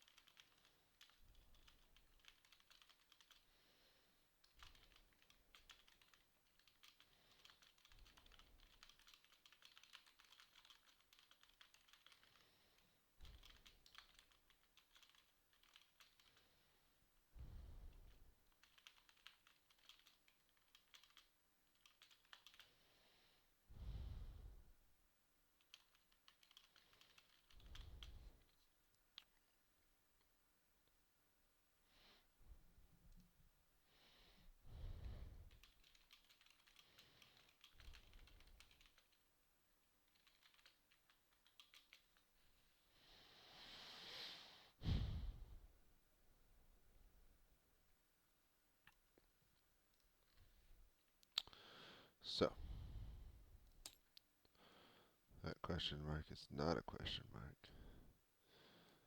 They are coming north. So I told them to hold that bridge. I don't expect a lone Hussar unit to last for long, but it will force them to deploy.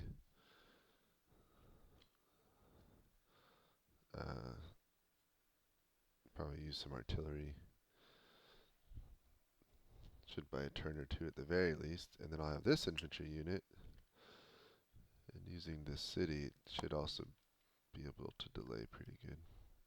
If I have to, I could fall back to the city and hold. But I'd like to help in the fight to the northeast.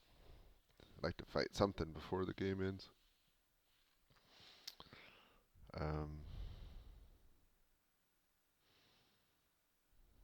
I hope deploying was the right call. I guess I could have like ordered an immediate attack with my cavalry followed by my infantry, and I probably would have won that, but my cavalry would have been spent, and my infantry would be pretty spent too.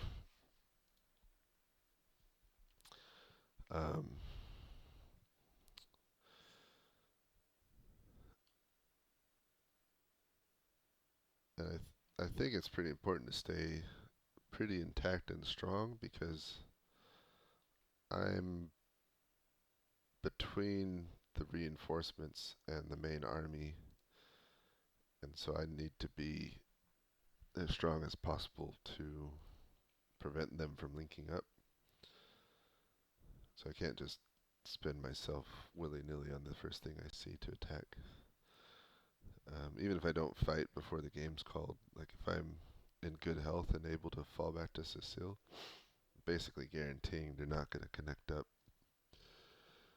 Now the worst thing that happens, one thing I don't know because I've not heard a single thing from the east, is if these guys are getting beaten because they're on their own, and they retreat east, and then I'm stuck, then I'll be in trouble. I'd have to escape to the north or to the south. That would be the worst case, is if they're defeated and it's too late, and then I'm stuck. Essentially, I'm stuck behind enemy lines instead of a big, grand, flanking surprise attack from the rear. I'm just stuck. Good news is I got cavalry here somewhere close by to support me, and that's not nothing. So even if our other corps lose, with the cavalry support, I should be able to extract myself to where I'm not like surrounded and destroyed myself.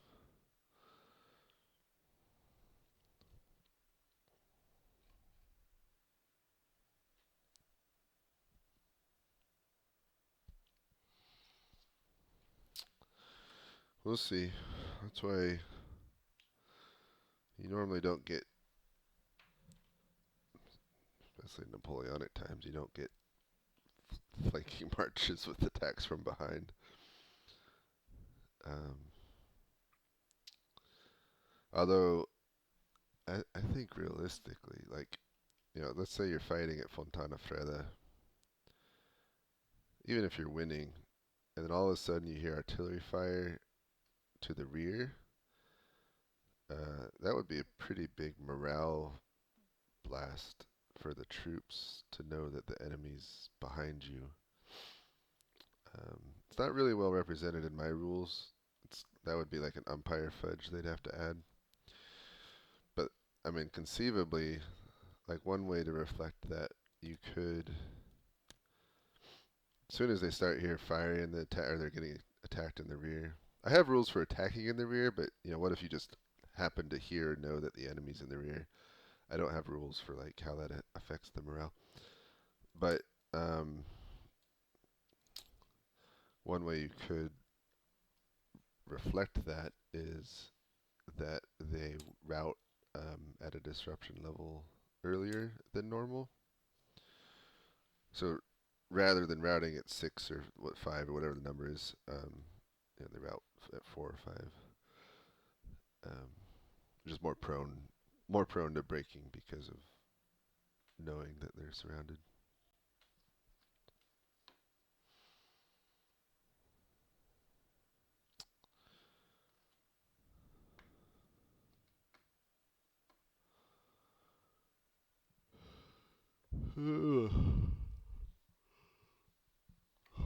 Umpires are all talking.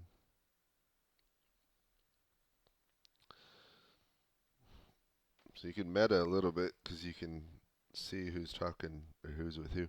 So I know that Archduke John is with Gavassini, and he was with Julii. So he made his way around and reached our main core and has been talking to them. That doesn't tell me very much though. And I've not gotten dispatches. I've been pretty good about writing dispatches, and Reichenberg's been writing me, but a little bit, but not much everyone else. Although I had a lot to say because I had a lot of special intel. So I would expect me to write the most too anyway. But it would have been nice to have gotten something by now from 8th Corps, at least acknowledging that he got my dispatches and that how his fight's going. That's alright.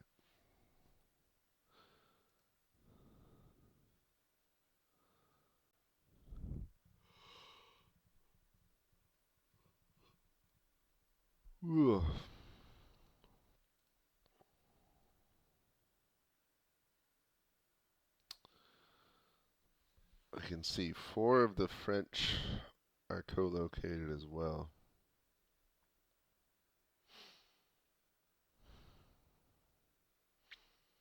Including their CIC. Oh, I got my screenshot. I'll show you. There's my screenshot. So the French cavalry have withdrawn, which is annoying, but smart. They're probably buying time for the rest of the army and forcing me to deploy, which worked exactly. So now I'm going to have to advance. I don't know where our cavalry is anymore. They probably just withdrew like barely out of artillery range. So I can't really like get in a line and move quickly.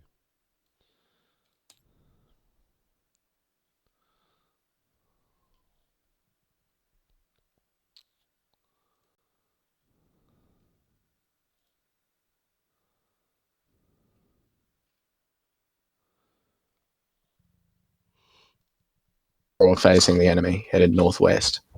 Oops.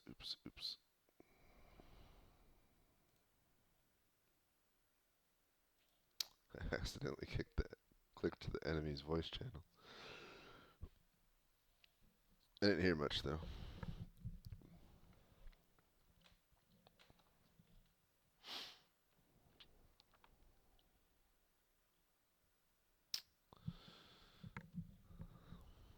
Yeah, they use their cavalry well to slow me down. Although I don't know.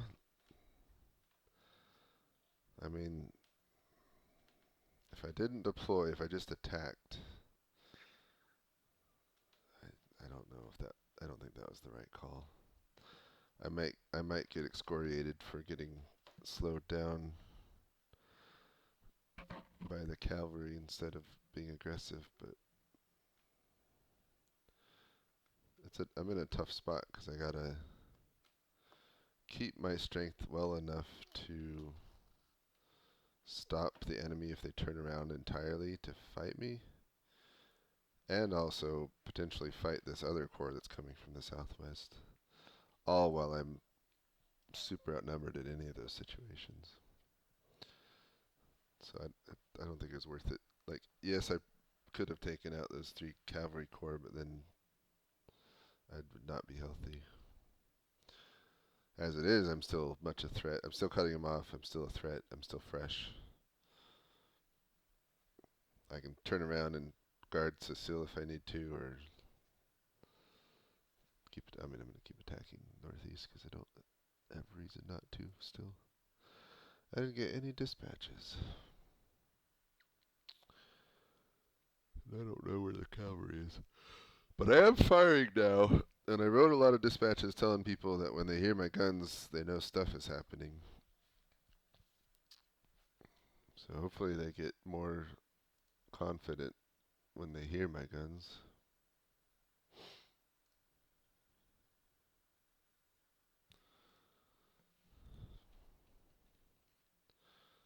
I'm just gonna. Johann, your men sit as the enemy cavalry withdraws outside of artillery fire range after your first few shots. Meanwhile, your hussars report that they tried their damnedest, but there is not much they can do against 4 infantry battalions, and they have been forced to withdraw to Sacile. However, your 62nd Infantry Regiment have seemed to have headed them off, the enemy off the bridge, luckily, and they could hold indefinitely, theoretically, as things stand now, with the bottleneck occurring. You said they could hold indefinitely? Yeah. Okay. There's only enough room for one of them to go at a time. You're completely fresh, so it's not. Okay. Yeah. Well, that's difficult. Well, if they feel confident they can hold, then we're gonna limber up and resume advancing as fast as we can until we see the enemy again, I guess. The infantry move in assault columns, cavalry and horse artillery advance quickly. Bring them under fire again.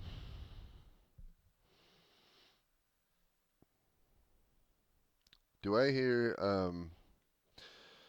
do I happen to hear any artillery fire, like new artillery fire from the southeast that might be my cavalry, Reichenberg's artillery perchance? Yes, you do, actually. Oh, I do. Okay, good.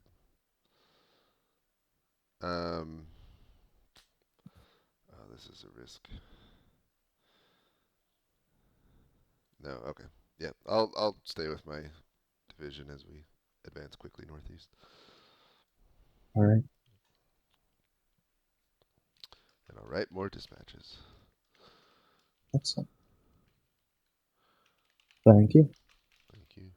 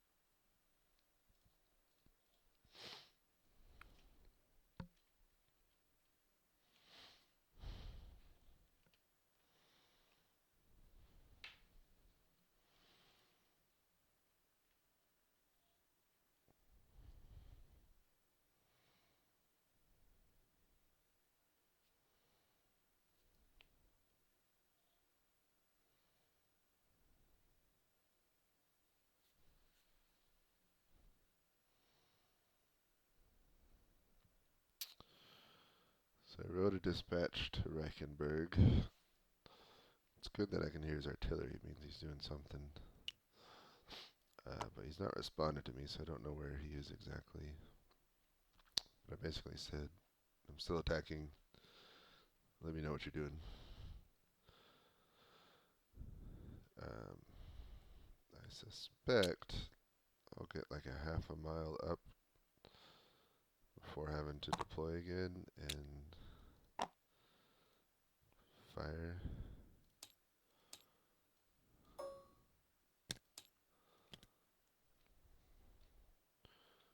The enemy cavalry will just keep kiting me. But if I'm tying up 3 squadrons of heavy cavalry, that means they can't go against Reichenberg, which is good. But I really want to get to the back end of whatever French line there is. I thought about sending my hussars like aggressively that way just to hit something, but I gotta keep them in reserve. I also thought about sending a battery or some Grenzers back to hold Sacile, but he said they could hold indefinitely, so I'm gonna trust that. Hope they do hold. I'll be sad if we lose Sacile, though. If they don't hold indefinitely, I'm gonna be angry because I would have sent like 1 more unit in battery just to make sure, because I don't, the objectives hold Sacile. Although, do you really hold it if there's if we lose this fight and there's a French army here at Vignono and Fontana Freda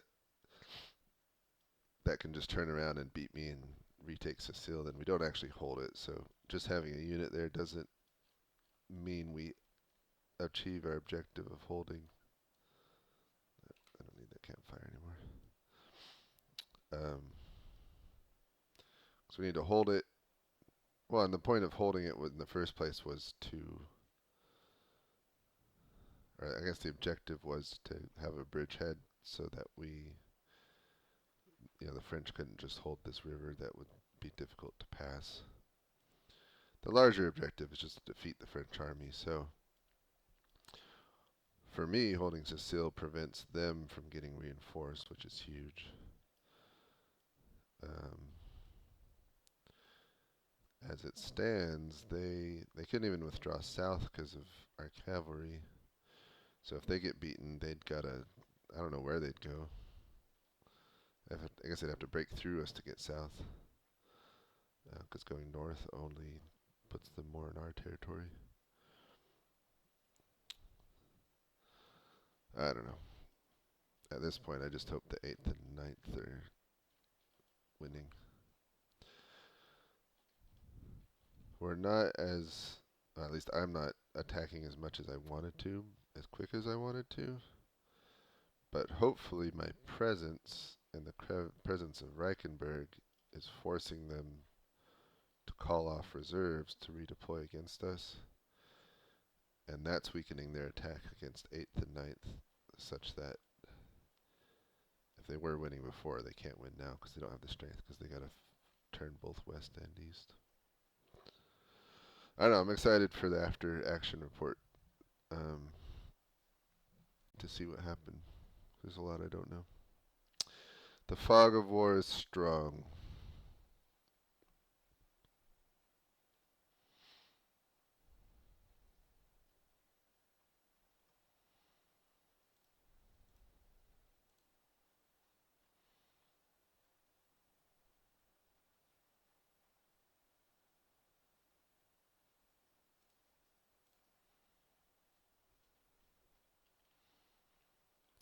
June 1st, Raven King.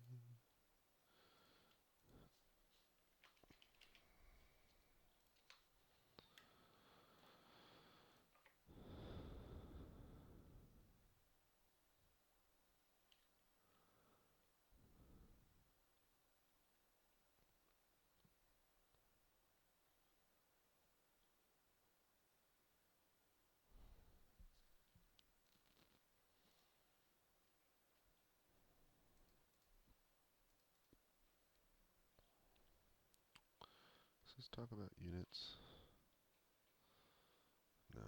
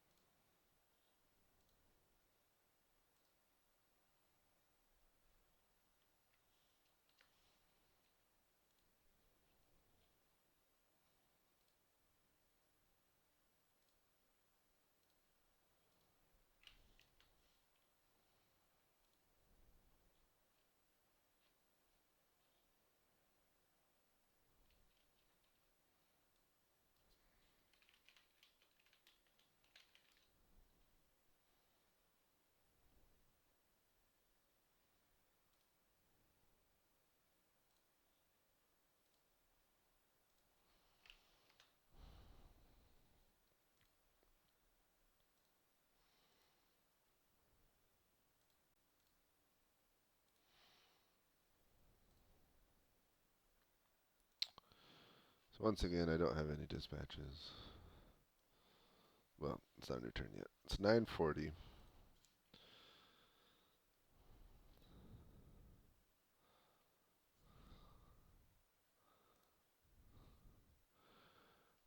Bruce, 91 on the American side.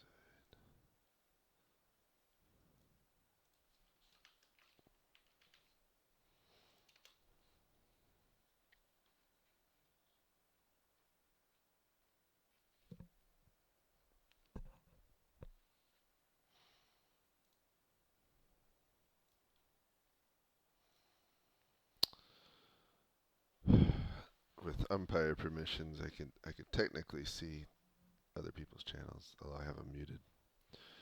It's tempting to, especially this late in the battle where it doesn't matter, but I will not look until it's called. It's got to be close, though. I wonder if I should call off like one of my batteries and one of my Grenzers to hold Sacile.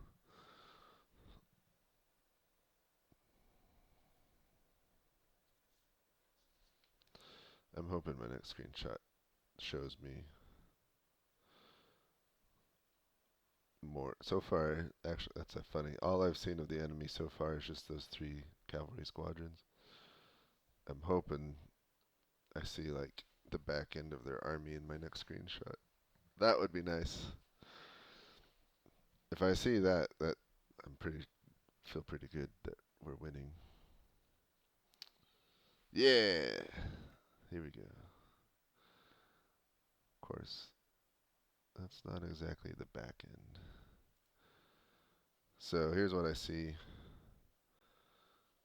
They are facing me.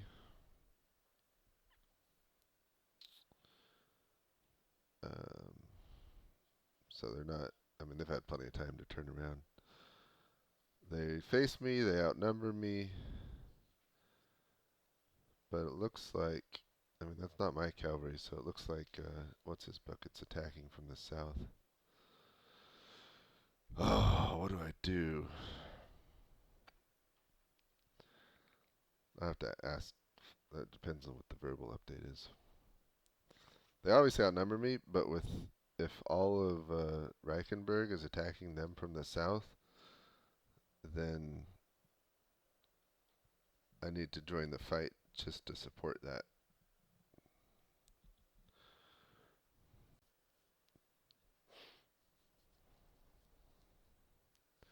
If he's not, though,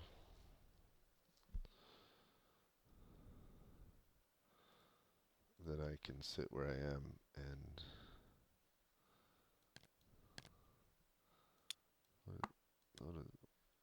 let's see, where am I? I'm like right here. Not as far. I went like a quarter mile. So these guys are in assault column as ordered.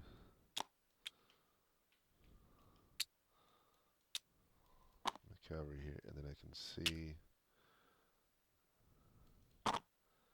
that and the French. Their line is here.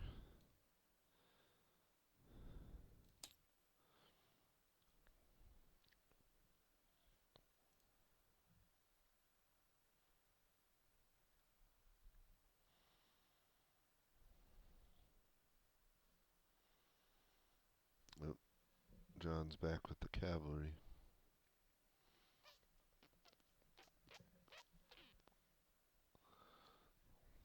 The question is, do I order an attack now, or do I hold a turn?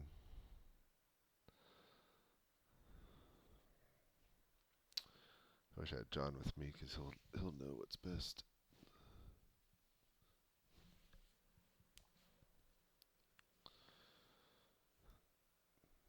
It may be smarter to sit and let them attack me.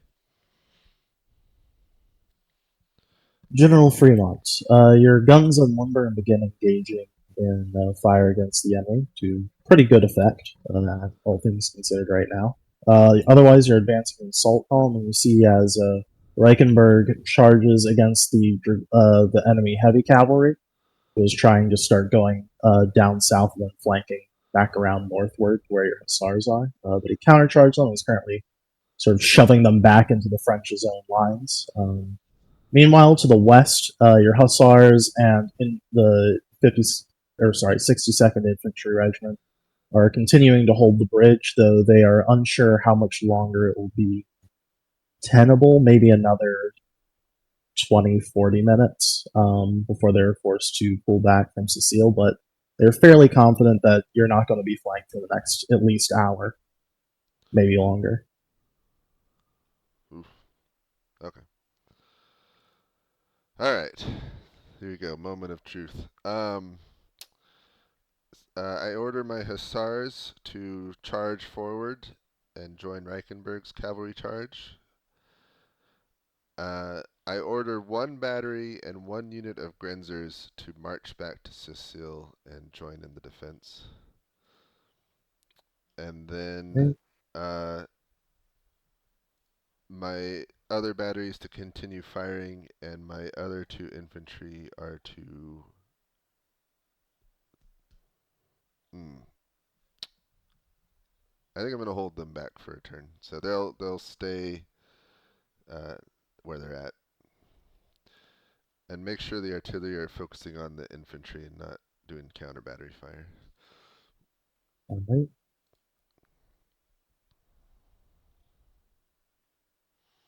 Actually.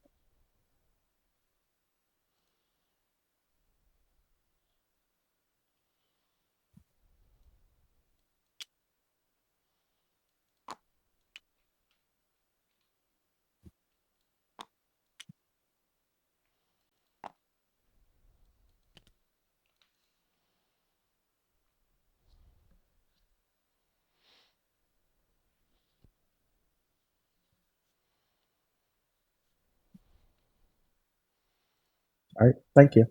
Thank you.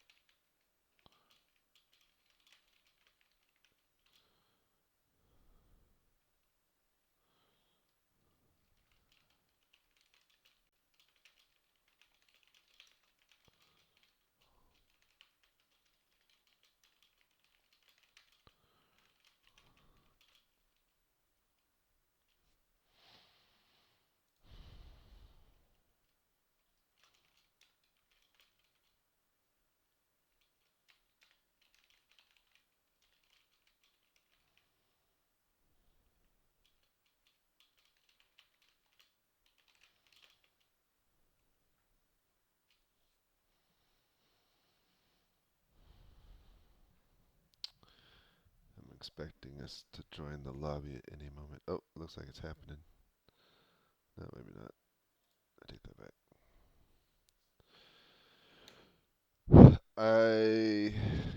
We're close. It's either this turn or next. The umpires are well, not entirely, but they may resolve this turn and then bring everyone in.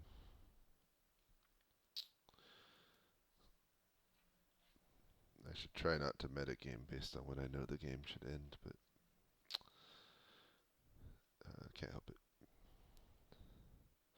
Although I don't think I'm making any decisions. Like normally at this point when people expect the game to be called this turn, like they just full send everything to attack, which I've not done. I kept my infantry back because I want to preserve them. I did send my cavalry, but I've been careful to preserve my force this game.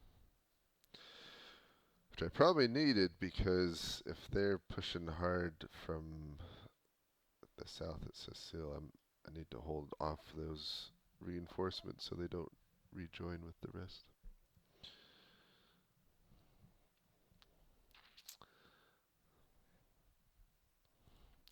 And honestly, my infantry are kind of doing, well, I don't know. Like, so right now the French are facing me, the French infantry face me while their cavalry is attacking from the south. So by me being here, they can't fully just like turn and deal with the cavalry. They still gotta face me to, in case I attack. Now, it's possible they could be attacking me this turn, but even without attacking, I'm forcing them to be occupied. Like they're not free to just go fight the cavalry. Because if they fully turned and fought the cavalry, then I'd attack. I'd order a charge and hit their flank, and then they'd be in trouble. So my mere presence, even without fighting, is holding up a portion of them, and actually a larger portion because they outnumber me 2-1. As it is. So I think it was the right call not to send my infantry in yet, but I'm not. That's probably going to be debatable. I don't think, had I sent them in, like the French outnumbered me, I don't think they would have won, at least not on their own. But it could have tied them up to let my Austrian cavalry win.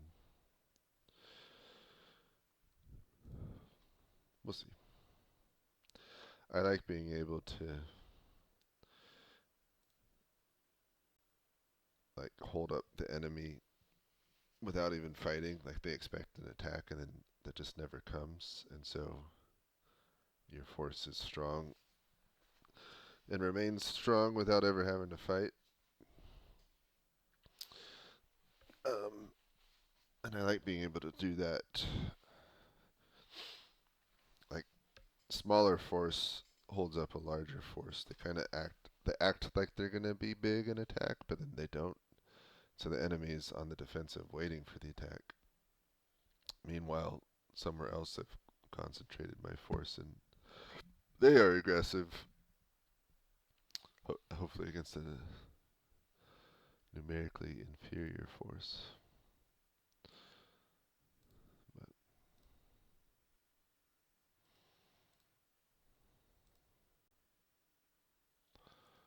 Mark is right.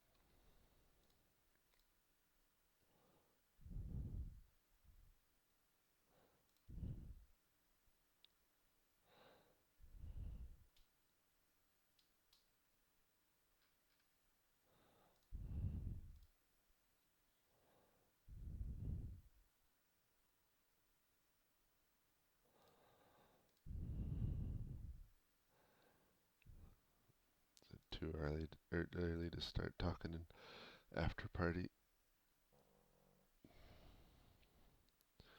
Not sure what a good gift would be. Something about Austria.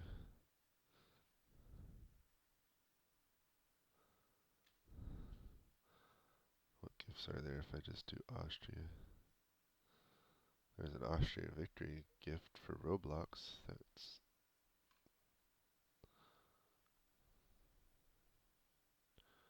probably about as good as it gets.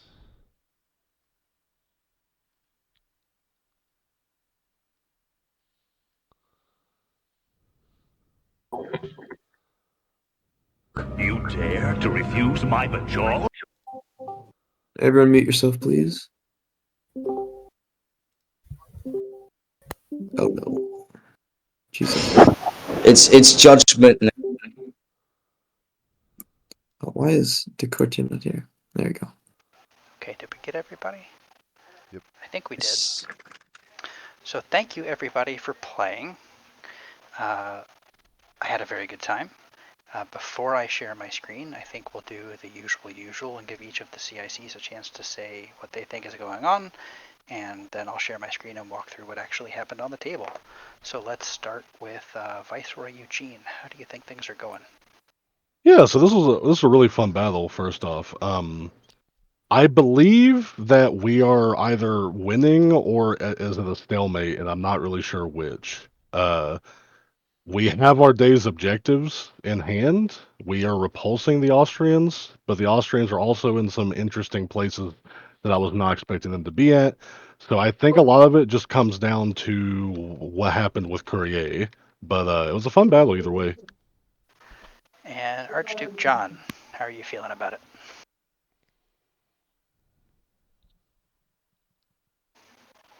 I think he was having internet trouble and had to drop for a second.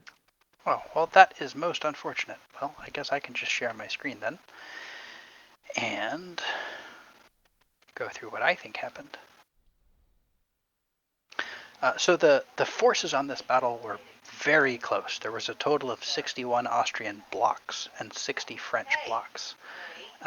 The Austrians did trend a little bit heavier, but the French had more guns, so the differences were relatively minor. The French started, let's see if I can draw.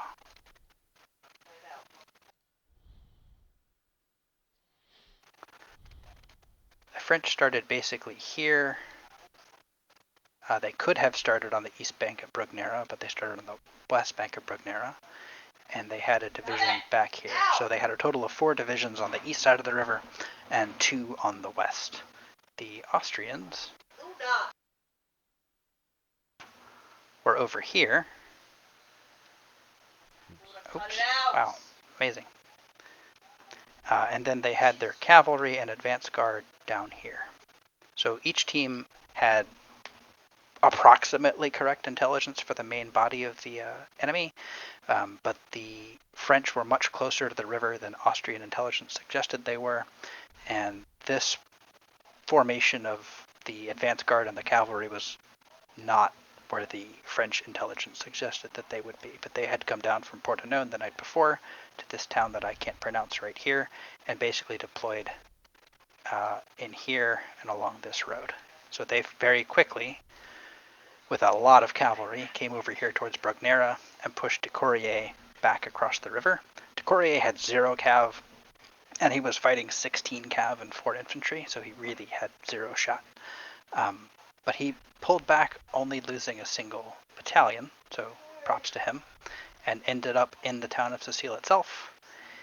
In the center, after this scrap got resolved down here, the advance guard moved to Sacile, and the Austrian cavalry came up north-south of Fronteneda, and ended up on the flank of the French center, which was probably the most decisive movement, in my opinion, that happened today.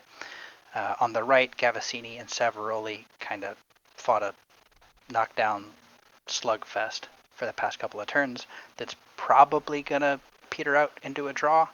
There was a successful cavalry charge on the right at the end of the game, but over here the French have enough cavalry reserves that there's not going to be the ability to exploit it. What it came down to, in the umpire's opinion, and we have slightly different opinions on the severity, is at the last turn, Seurat's division is retiring northwest at the same time that Goulay's army, 8th Army Corps, is attacking to the west, and that's going to break the French center. The French cavalry is already slightly overmatched because Sahouk's cavalry division is split up in multiple places, and Reichenberg's is pretty much concentrated in one spot right here. So in my opinion, this is an Austrian victory. The east end of the French line is probably going to get cut off on the wrong side of a river. Some might get away north into the woods, but they're going to take heavy casualties. Grenier and Sahouk will probably be able to get back to Sacile. There's going to be a lot of fighting here. The Austrians will win it, but I think they'll have to expend enough cavalry strength that the short distance back to Sacile is not insurmountable. The French do have fresh cavalry coming in too. So I'm calling it an Austrian victory, and I'll turn the floor over to my umpires. Jeb. Yeah, so I mean, it was a good game if I'm umpiring. I was just responsible for, in the start, 3 French players, but at the end it was just 2. The Squire and J Rock were the 2 people I was umpiring for.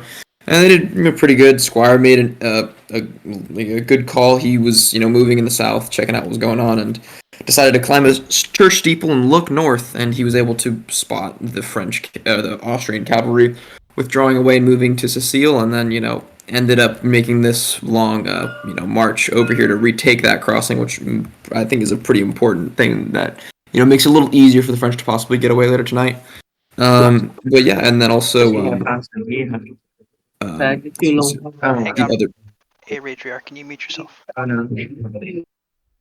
Thanks, Yeah, bud. and then the other J Rock. I mean, he was he started in kind of the rearmost position, reserved, marched, followed CSC's orders, and is now kind of making this main push to reopen that path back to Sacile. And so it's another important movement being made there. But yeah, had a fun time umpiring. Thanks very much. Appreciate your help. Not a problem. Let me just go down the list for umpires. Kaiser. Hello, I had John Frimont and Reichenberg, essentially, all on my lovely thing. What ended up happening was this sort of split, or very early on. All the cavalry went down this way initially before doubling back northward in this manner, while Frimont just beelined straight for Sacile early on, and took it pretty quickly and without much competition, as most of the French army was fighting up here. From there, Frimont went over here, and I think it was just an unfortunate situation of Frimont had the smallest number of troops, but had a very wide area to cover in terms of being able to have to defend Sacile itself and having to defend from the west, or not the west, the east. But I think he did fairly well. This infantry and cavalry held out for quite some time and kept Sacile blocked off, where this infantry, while it's going to be able to potentially reopen that line of retreat, it's not going to be able to actually influence the battle in any fighting capacity in terms of what's going on over here. Meanwhile, Reichsberg made his way up to the north, and I think probably one of the most unfortunate things to watch was a bunch of Austrian lines crawling at a snail's pace for like 5 turns, never making contact with the French, while Reichenberg was just sitting there waiting for them to make contact so they could charge in without getting minced by squares. But once everything was engaged, he charged in pretty decisively and managed to, well, we can all see what's happening in the center here. But yeah, I think both sides played pretty well, especially considering the French didn't know what was going on down here, and they managed to pivot fairly quickly and make their way back down to the south west, which was definitely good for them. Yeah, very fun game to umpire. Thank Very you. cool. Slock, if your internet's back. Yep, I'm still here. So I had Suak, Brussier, and Severoli on the French side. Most of them started out in this area and then took, at least Severoli and Suak took this long march, and their objective was the town of Riverdale. And Bavaria took this section here. For me, the deciding factor of the game was 2 things on the French side. It seemed like there was a lot of obsession with this town up here, when the battle was already being joined further south towards Fontainebleau, and there probably would have been plenty of opportunities for the French to turn the Austrian flank and hit the Austrians as they were marching north. But for me, the main point of the battle was there were a couple counter march orders with the cavalry up in the north, and also when get the right name here, Broussier, instead of holding the center line here, began his march north. So for me, that was kind of the point in the battle where I was thinking, okay, the French either are really thinking that the Austrians are going for Riverdale, or there's just something going on here that they don't exactly fully understand the situation and are marching north. But this was a very interesting battle to umpire because I think this is the longest battle that we've had without infantry combat. I think we went more than half the game without any musket fire being exchanged. Yeah, and I was concerned that we started too close together. I'm going to give the CICs 60 seconds each, and then we'll go down the list. If you guys can keep it as brief as possible, we're going to hit the timer pretty quick, and I'd like everybody to get a short chance to say their piece. So let's go to Eugene first.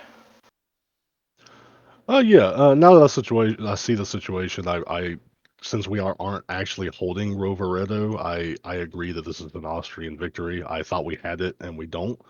Um, we It was a lot of focus on Rovereto to the north because I felt like that if we threatened the Austrian line of supply and have one of the bridges across the Lavenza still under our control, that they would be forced to quit the field regardless of how they were doing militarily.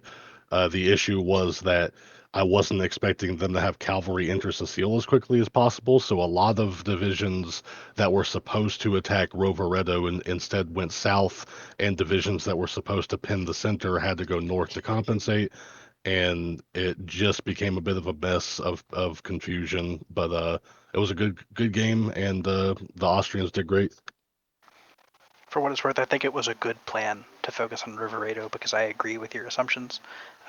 It's just not being able to spot, or not spotting the Austrian cavalry in the south, which I would not have expected either, threw a wrench in that.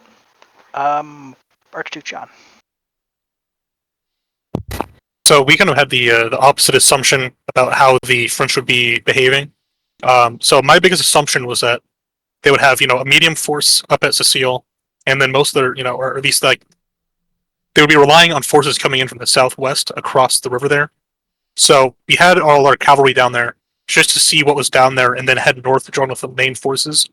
But instead, we kind of figured out that you guys had marched all the way east, and so we were able to kind of intercept a lot of your messages. I don't know how many got through, and stop you guys from getting any of the information about us coming up from the south. And I'm really glad how this turned out. My team did very well, I think, especially Nero. It was his first time playing, or one of his first times playing. And yeah, thank you guys. Thanks. So I'm just going to go down the list now. I'm going to ask if you guys can keep it to about 30 seconds so that everybody gets a chance. And if I miss anybody, I apologize. Did you play today, Arch? I'm sorry if I'm skipping someone. No, I'm just a spectator, man. You go ahead. Awesome. Thanks for being here. General Gavassini, you're up first.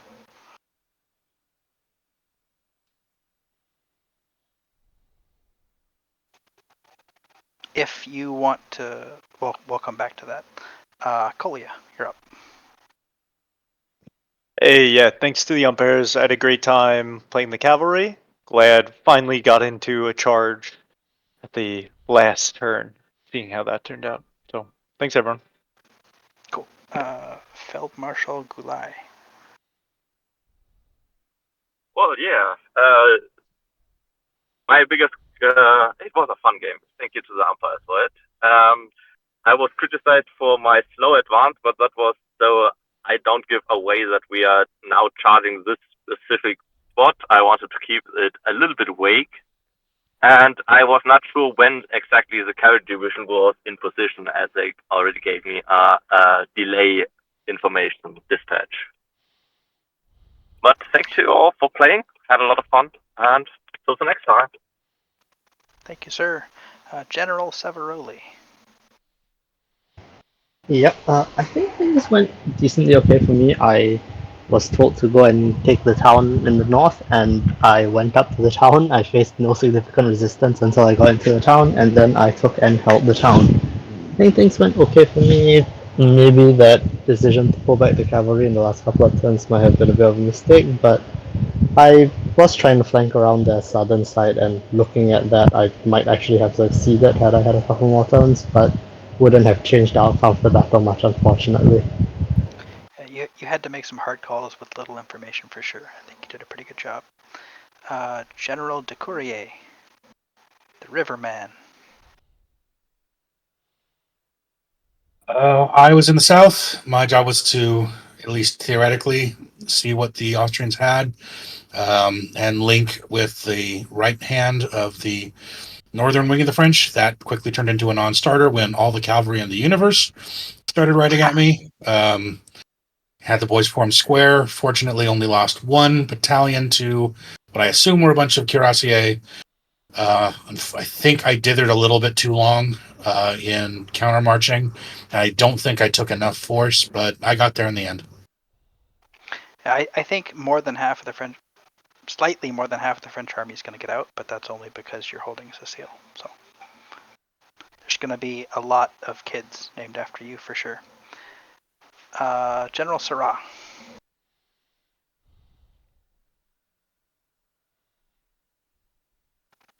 Okay, General Brussier.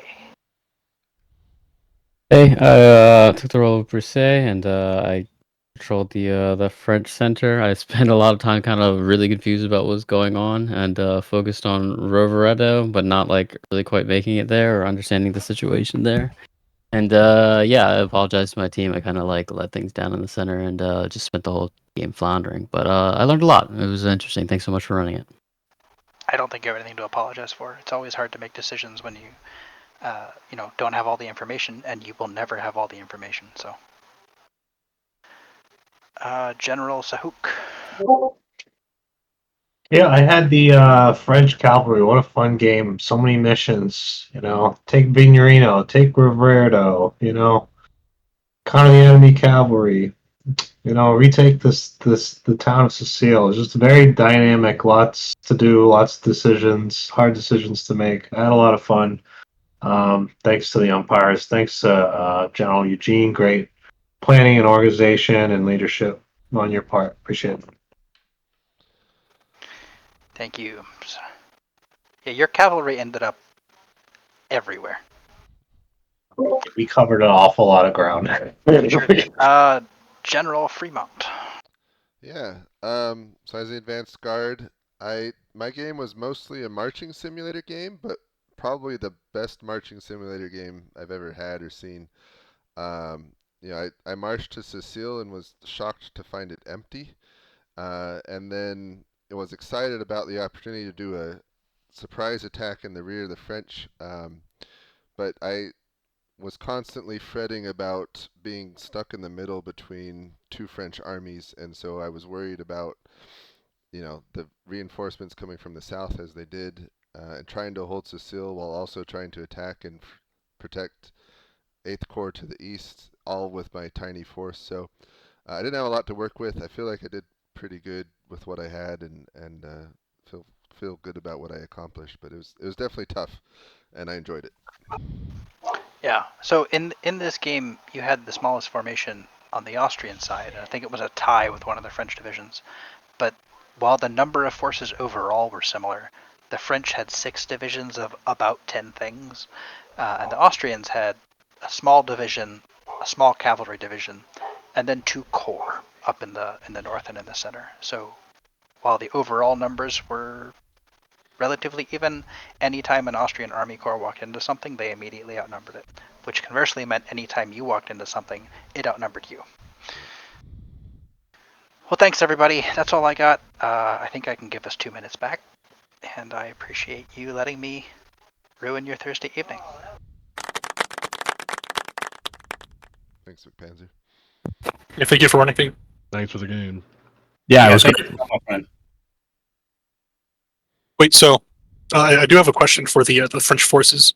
Did any dispatches actually make it through north or south? Did either of you receive dispatches from the other one? Yeah, I received a dispatch from Courier like almost immediately saying you were there. That's why Grenier, the infantry that's the closest to Sacile that isn't Courier, Grenier was a part of the column that was supposed to take Rovereto. So I turned him around almost immediately at like I don't know, like the 8 o'clock, 8ish to 9 o'clock hour. So he's supposed to be in the extreme north, but he ended the game in the extreme south just because of Courier's dispatch.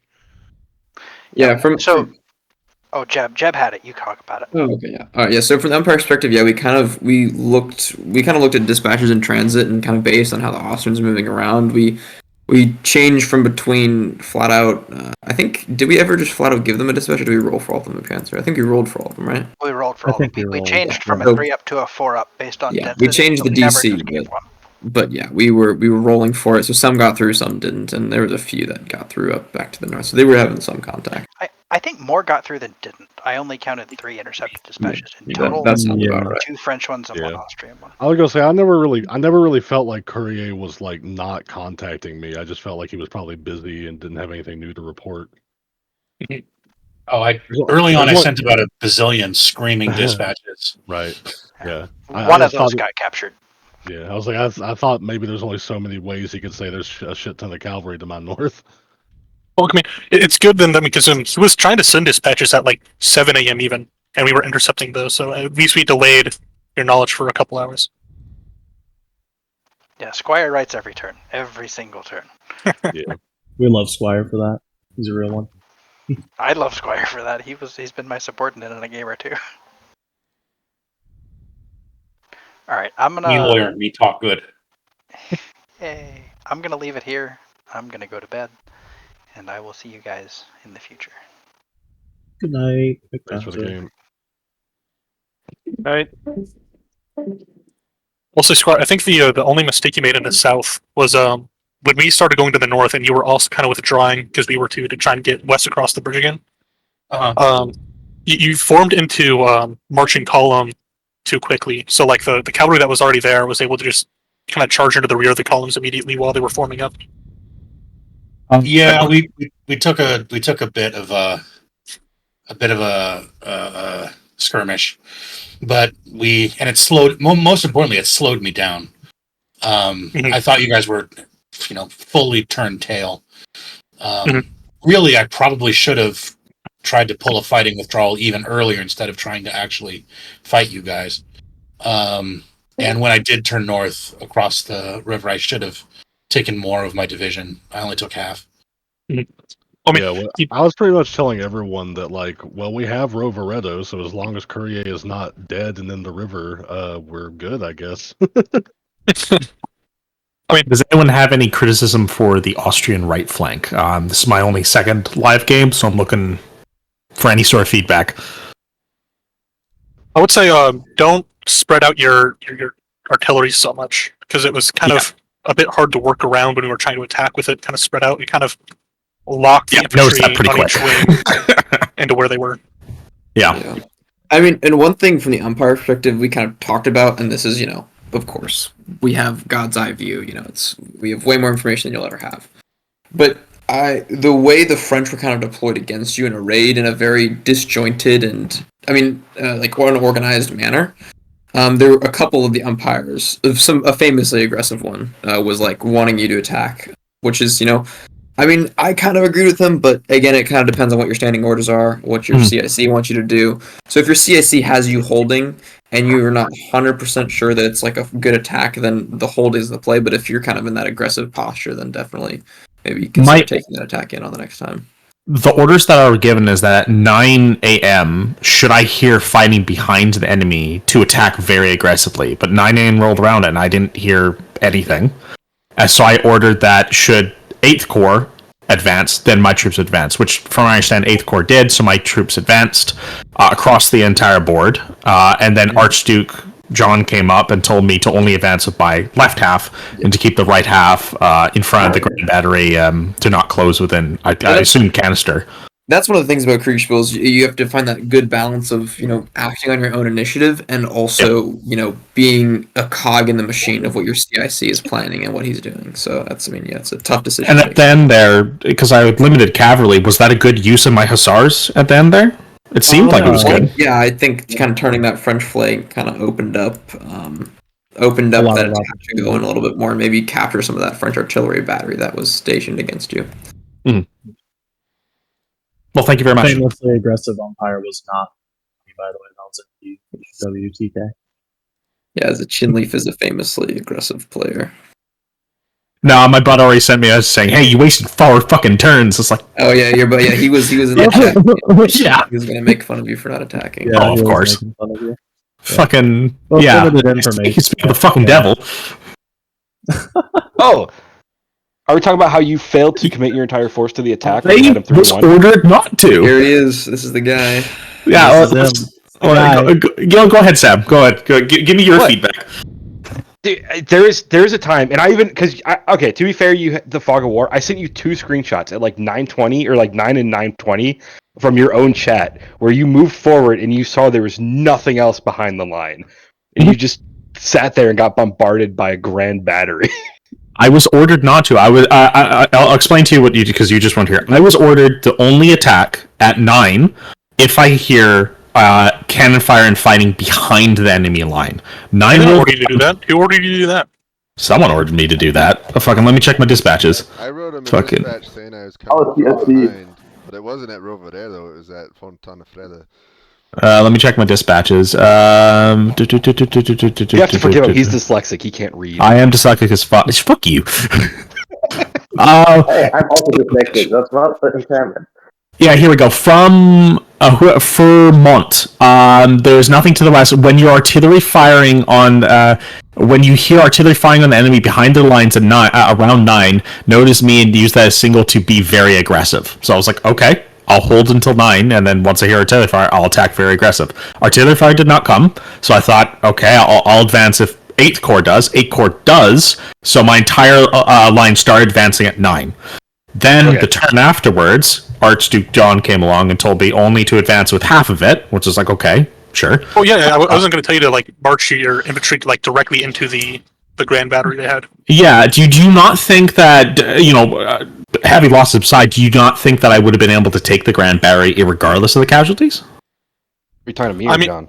No, John, because I'm trying to get a feel for how much walking into artillery fire and how to approach getting rid of artillery, since sometimes you push the fucking front of it. You might have, because you did have like I forget exactly how deep the infantry was at the point, but I mean they had 3 batteries and you had 3 lines approaching it, and like the closer you get, right, you would spin like a turn or 2 directly in like shrapnel range. You'd be more likely your lines would just shatter. And then sure, the next ones behind you might be able to get up in time and attack them. But I mean, I don't think it was worth losing 3 battalions of infantry to take, their artillery, and then countercharge. For the overall strategic objective, I agree with that because my orders were to pin this group of French. Even me just standing there not fighting pins them inherently just because of my presence. Because I was essentially told, it's like, hey, we're going to turn the left flank and skullfuck them in the south. Your job is just to keep them in place. So I felt that here where Jeb is drawing, here you should be aggressive and take it now that you're like already flanking them. But I mean, like back earlier when they had like 4 dragoons, I think, facing off against yours, then I mean there I think it was better to hold back and try to break them on the left flank instead. Yeah, once I saw the opportunity to charge my cavalry, and I thought about, I was told not to do anything stupidly aggressive, but I see some artillery, and I got that cav, and that cav is still headed, the enemy cav is still headed to the left, so I thought, fuck it. I mean, you'll get a better sense for things the more you play. I find it, it's pretty intuitive when you should attack versus when you shouldn't. Yeah. Oh, I was it's more balancing the overall, because I think in this tournament I could have taken it, but it would determine like my losses, and given the strategic objective, it's whether or not that aggressive a thing, those incredible losses were worth worth it, essentially, is what to balance. And I think in that circumstance, I do agree with you. I should have held back because of my overall strategic objective and orders. It fulfills it better. Yeah, I mean, the focus was on break to the south. Like, it really didn't matter to me if the north broke or not. Like, it'd be cool if it did, but I mean, I didn't want to risk an even fight here when we're winning absolutely in the south. Yeah. Definitely was a very interesting game there to kind of see everything develop and, everyone moving and all the. I mean, I really liked the maneuvering that was going on and the perfect timing of the Austrians to just getting behind the French. Yeah, what did you think of my plan, by the way, umpires? Like at the beginning. I'm not too familiar with your. I mean, I'm guessing. Would you say your plan was, you had the cavalry down here? I mean, it definitely worked out well that you ran into an exclusively infantry force down here, and so you were kind of able to just disengage and, kind of get concentration of forces while his division did do good work, they were, off in a place where, they're not influencing this main fight here. And when the forces are so close in numbers, that's a pretty big win. Yeah, I think it ended up working out pretty well. I think the plan was pretty well conceived all around.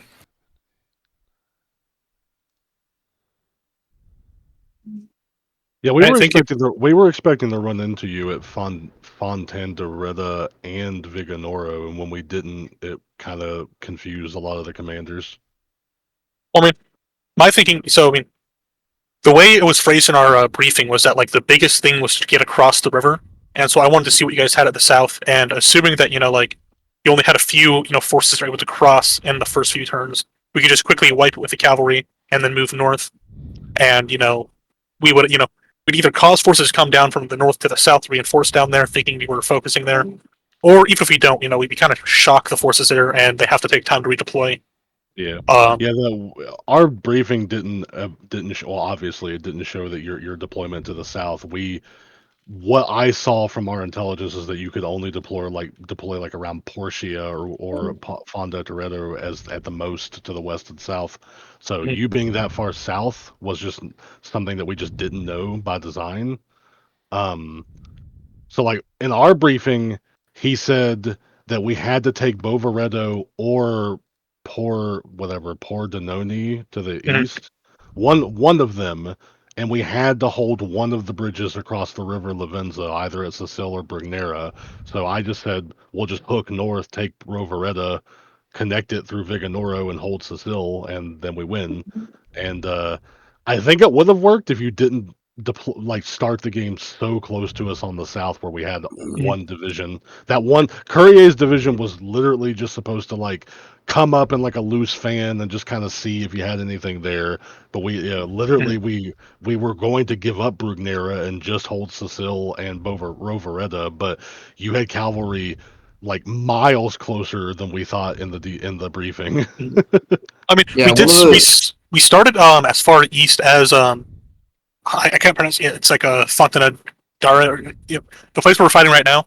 We were over here near like Prain, right there where the red circle is. So I mean, like we're as far east as that. It's just I guess further south than you thought we could be.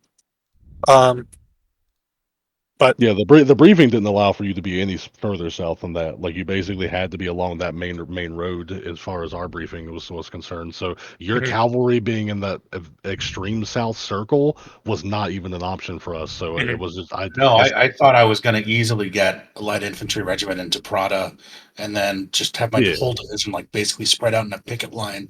Yeah, Courier was. We thought 100% that Courier was going to get to Prida and Tajedo de Porcia, and he was just going to spread his whole division out, and he was basically just going to be a large picket line. But then he ran into cavalry almost immediately, which did. Yeah, I didn't even get to Maron. Yeah, you did. Yeah, you barely crossed the river at all. Yeah, I remember I was taking all his orders and his complicated send this guy here and that guy here, and he kind of got lucky with the fact that the Austrians moved fast because his force was relatively concentrated when he did make contact with that cavalry, so he was able to set up those squares. And one of the funny moments for me at least was he got one screenshot where it was just 3 blocks of cavalry, and 20 minutes later the Austrians just concentrated every last piece of cavalry in the area. So it was it went from 3 to I think 8 or 10 cavalry, something like that. And just from one turn to another, so it was just quite the confrontation and just Mongol horde that appeared out of nowhere. I in fact called them Mongols. Yes, he did call them Mongols. True. So I think a part of the problem was I don't know what Syrah, like what happened with Syrah and Slock, because like I felt like the withdrawal to the northwest. I went to Syrah and I called for him to withdraw northwest to reinforce Viganoro and to screen the Grenier's attack in towards Sacile. And at that time, they weren't being bombarded by artillery. They weren't being charged by cavalry, and they still like barely moved when they started pulling back. And I guess if I had to guess, I would say Syrah was frustrated with the rate of movement, and which is why a lot of them are in column at the end of the game. But I felt like, considering that they were unengaged like 2 turns ago, they could have made it further northwest than they did. But it's just a weird, I don't know, weird flux of battle, I guess. It was funny that, I mean, us being in the south kind of turned out so well for us. A lot of my guys were begging me to have my guys start at the north where you thought they would be, to like keep them concentrated. And so, I mean, I'm glad that I stuck to my guns, stayed in the south. Yeah. The only real thing I have is that I thought we had Reveroda. Like, I was just going to say, I mean, we kind of do, but it's a lot more up in the air. I thought Severoli, based on Severoli's dispatch, that he was sitting in Reveroda and defending it, and Brusier was defending him, and then I was just ordering everyone to retake Sacile and fall back to Viganoro, so we just had that link between the 3 cities. But it did not end up that way. I mean, it was a fun game. It was very interesting. Lots of confusion all around. Yeah, it's interesting when with these hidden deployment things, but it also does make it to where a lot of the times I've seen it that we just end up dancing around each other.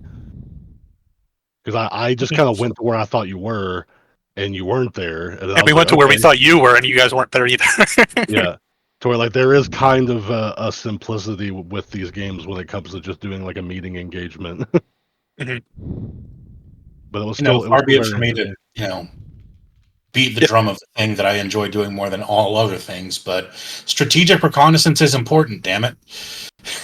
I had a bit of a like a nightmare vision when we got to Sacile and there was nobody there, and like we read Courier's message about like the rendezvous point. I was like, oh my god, are they like in the east somehow? Did the umpires just completely lie to me about the deployment here, and they're going to be coming up right in our deployment in the east? Like I cannot stress like to you, in the week of planning, we spent, no joke, 80% of the time on how to take Viganoro in the first hour of the game. Like that was 80% of the conversation was, okay, we're going to go straight for Viganoro, we're going to flank Fontanderetta, and if when they get to Viganoro ahead of us, we attack it with everything, the cavalry flanks around it, yada, yada, yada, like literally 80% of the conversation, and then we just walked into both, and I'm like, okay, so this is just a different game. I have no idea what we're going to do. We're still on plan to take Roveretta, but I have no idea where they are or where they deployed. Because I thought that Vigornorno was an obvious, you need to hold this, and you didn't, so you have different objectives or a different deployment. Yeah, playing the center and like all the action happening at like the extreme flanks and everything, I I had this like bizarre sense the entire time that like everything that I knew and everything that that I was being told was like not true or like a lie or like a partial like falsehood. Like it was so confusing the entire time. Well, and that kind of clarifies a lot of things for the umpires too, because kind of after you kind of got to this area and realized it was clear, the French forces kind of moved up here and were like really like scattered all over the place, like very dispersed up here, cavalry, infantry. Like it was a very, unorganized situation. We were kind of wondering what was going on. Now that makes a lot more sense that with all your planning about taking this, you didn't really think about what if that's not. Yeah, I mean, too much we were thought into that. Yeah, we were told in the debrief that if we took Rovereto or Pordenone, that we would be threatening their supply lines. So I just went for one, and I couldn't imagine them not defending one. So I just assumed that most of I assumed the battle would happen somewhere around Viganora and Fondeterreda or whatever, and I guess it kind of did, but way in the end. Yeah.